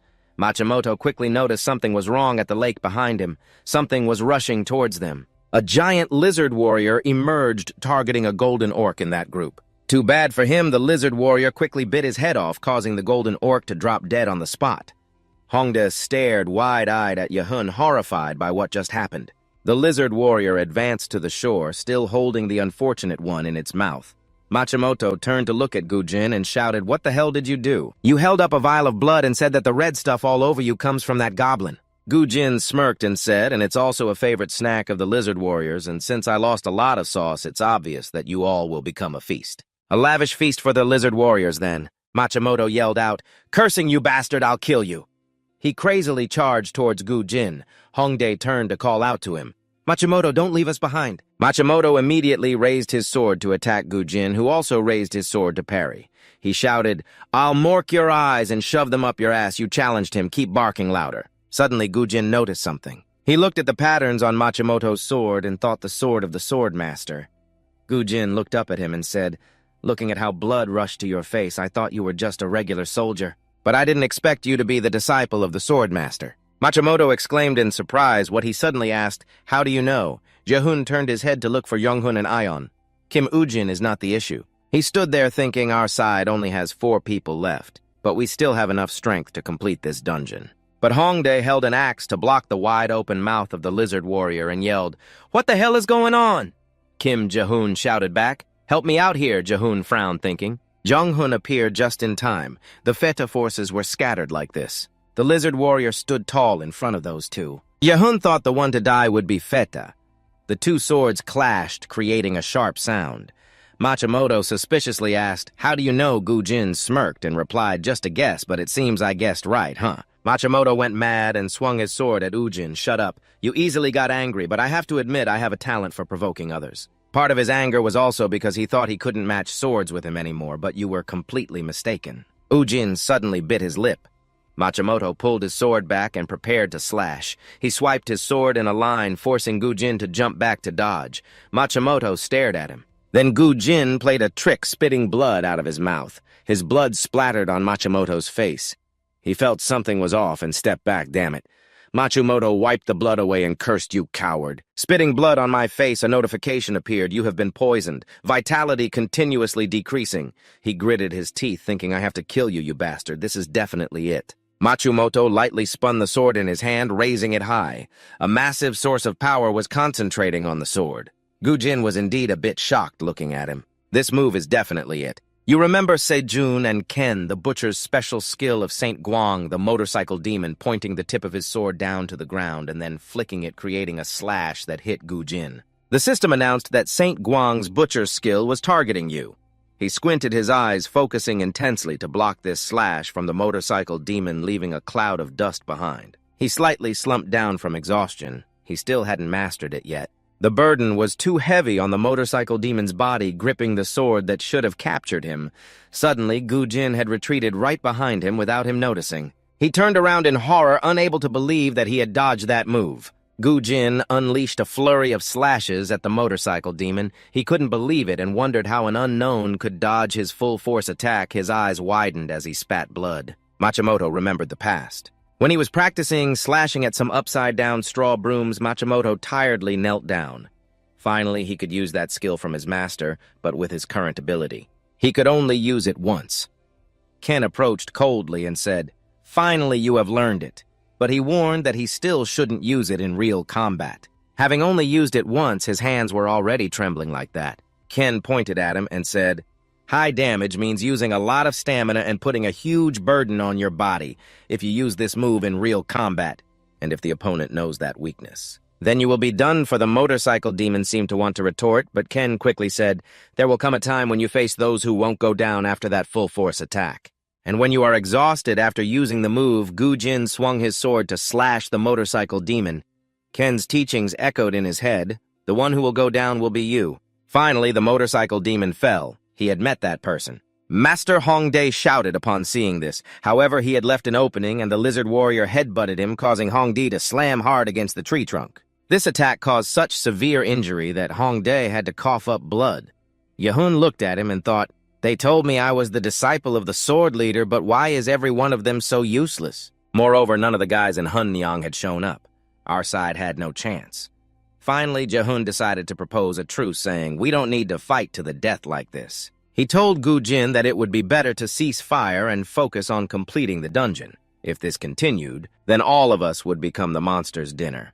He smirked and said, "You don't need to worry about me." The guy panicked and exclaimed, "What?" Gu-jin told them to disappear. "Then we will have more free hands to clean this dungeon." Jehun looked astonished at what the hell that was. A bony hand emerged from the ground as a whole skeleton army slowly appeared. The notification system announced the summoning of the skeletal warrior. Gu-jin looked down on him and wondered why he should believe you when you just shouted to take me down. Jehun widened his eyes, looking at the bloodthirsty boy. And now the soul summoning technique, which was not mentioned in the report, a tall figure was standing ominously behind him. The lizard warrior opened its mouth wide and bit down. Luckily, Jehun managed to dodge in time. However, the lizard warrior quickly ran behind him. Jehun covered his face with his hands and closed his eyes, waiting for his fate, but the lizard couldn't attack. Jehun opened his eyes in panic to see Hongdae swinging an axe at its tail. He spoke the watchdog of the Savior Association. Hongdae was close, begging him for mercy, but there was no time to help me. The lizard warrior took the opportunity to escape. It wrapped its tail around and tightened around GHE, and then he was caught in its grasp. The lizard stared wide-eyed at GHE, who was not afraid, shouted back, "Let me go, you stinky lizard. Your stench is about to make me vomit." The lizard warrior tightened its grip with its tail, while Jehun stood there thinking that he could help you with faith and hope. Surely the guy looked up at it and thought, "Damn it, what now? How to escape this situation now?" Jehun gritted his teeth, thinking he couldn't handle this lizard on his own. Therefore, he was cowardly. He decided that fleeing was the best option. Jehun turned his feet, preparing to run, trying to be a hero hiding until they cleared the dungeon. He turned around during that time, slowly calculating his next move. Survival was the top priority. He couldn't die uselessly in this place. As he was running, he noticed something. Jehun turned his face back, thinking something had just brushed past a skeleton wielding a sword stabbed into the lizard's neck. He gasped as a skeletal soldier appeared. The lizard warrior had been affected by the blood poison. Jehun stared at the skeleton, thinking, "It's just a skeleton, how can it move like that?" Almost on par with a high-level player now. The skeletons quickly gathered around the lizard, and moreover, there were 5 of them, not just one. Wait, if Kimuji was this strong, he thought. That means he also took care of the whole group in the Ion dungeon then. So that's why they hadn't appeared until now. The lizard opened its wide, sharp-jawed mouth, and it was mysterious how all the members of the Skull Guild had perished in that dungeon. The lizard's tail raised high, and it became clear. Jehun was sweating. He had to escape this place at all costs to report back. But why was the lizard warrior chasing him so closely? Why did it ignore the skeletons just to pursue him? A skeleton moved forward to block it, using its sword to slash multiple times at the lizard warrior's legs. It stared wide-eyed at the skeletons, and then the lizard fell to the ground. The system announced that due to the effect of blood poison, the strength of the lizard warrior was continuously decreasing. Jehun exclaimed, "Got it!" However, the lizard warrior slowly stood up, lowering its sharp eyes to look at him. Jehun was horrified, thinking, "It's still not down. What the hell is keeping it alive?" Then the lizard looked at them, Jehun, and it startled him, making him panic, thinking, "No way. Why is it so fixated on me?" As if the skeleton soldiers were completely invisible. Jehun turned and ran. The skeletons chased after him, attacking the lizard, while Gu-jin leisurely watched, thanks to you using yourself as bait for the lizard, making the battle much easier.